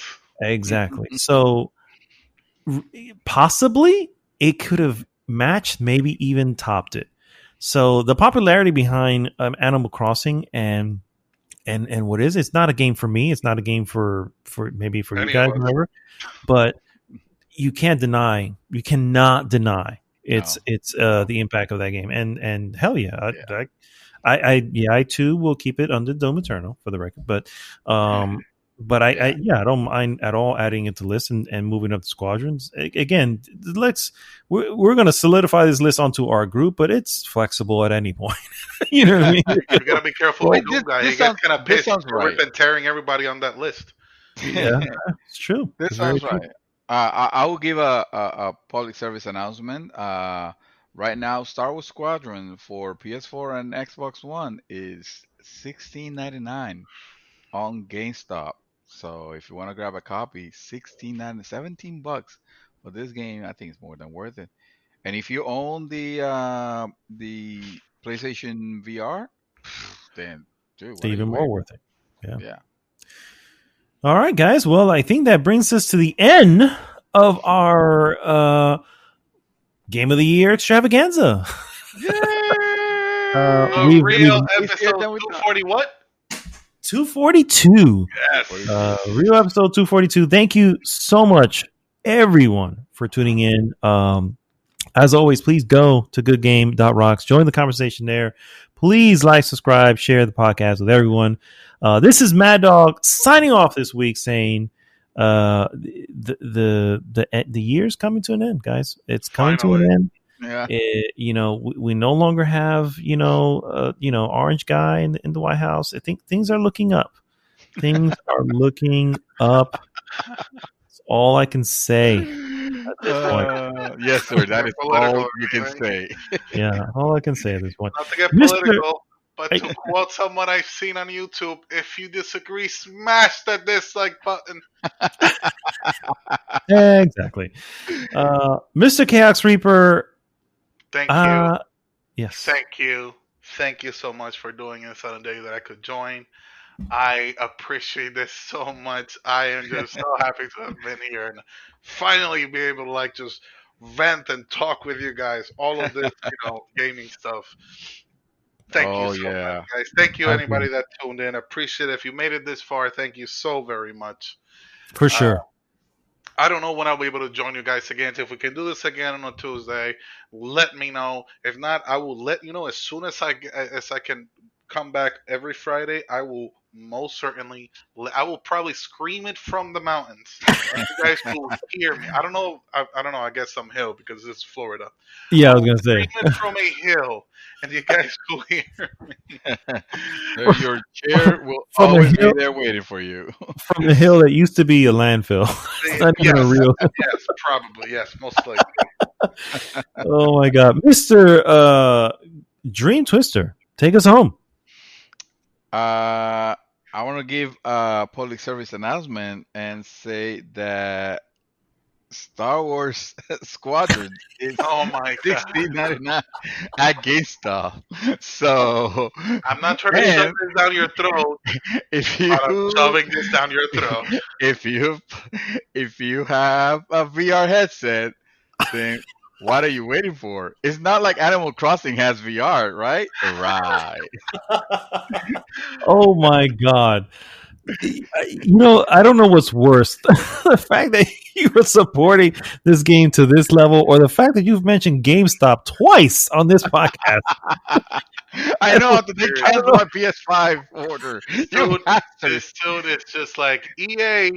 Just throw money to GameStop so they can give it to EA. EA game for game. Oh my God, what have I turned into? I know you're a shill, man. You're a corporate Lord. Shill. Oh my God. I am corporate commander. No. All right, guys. We'll see you next week. GG!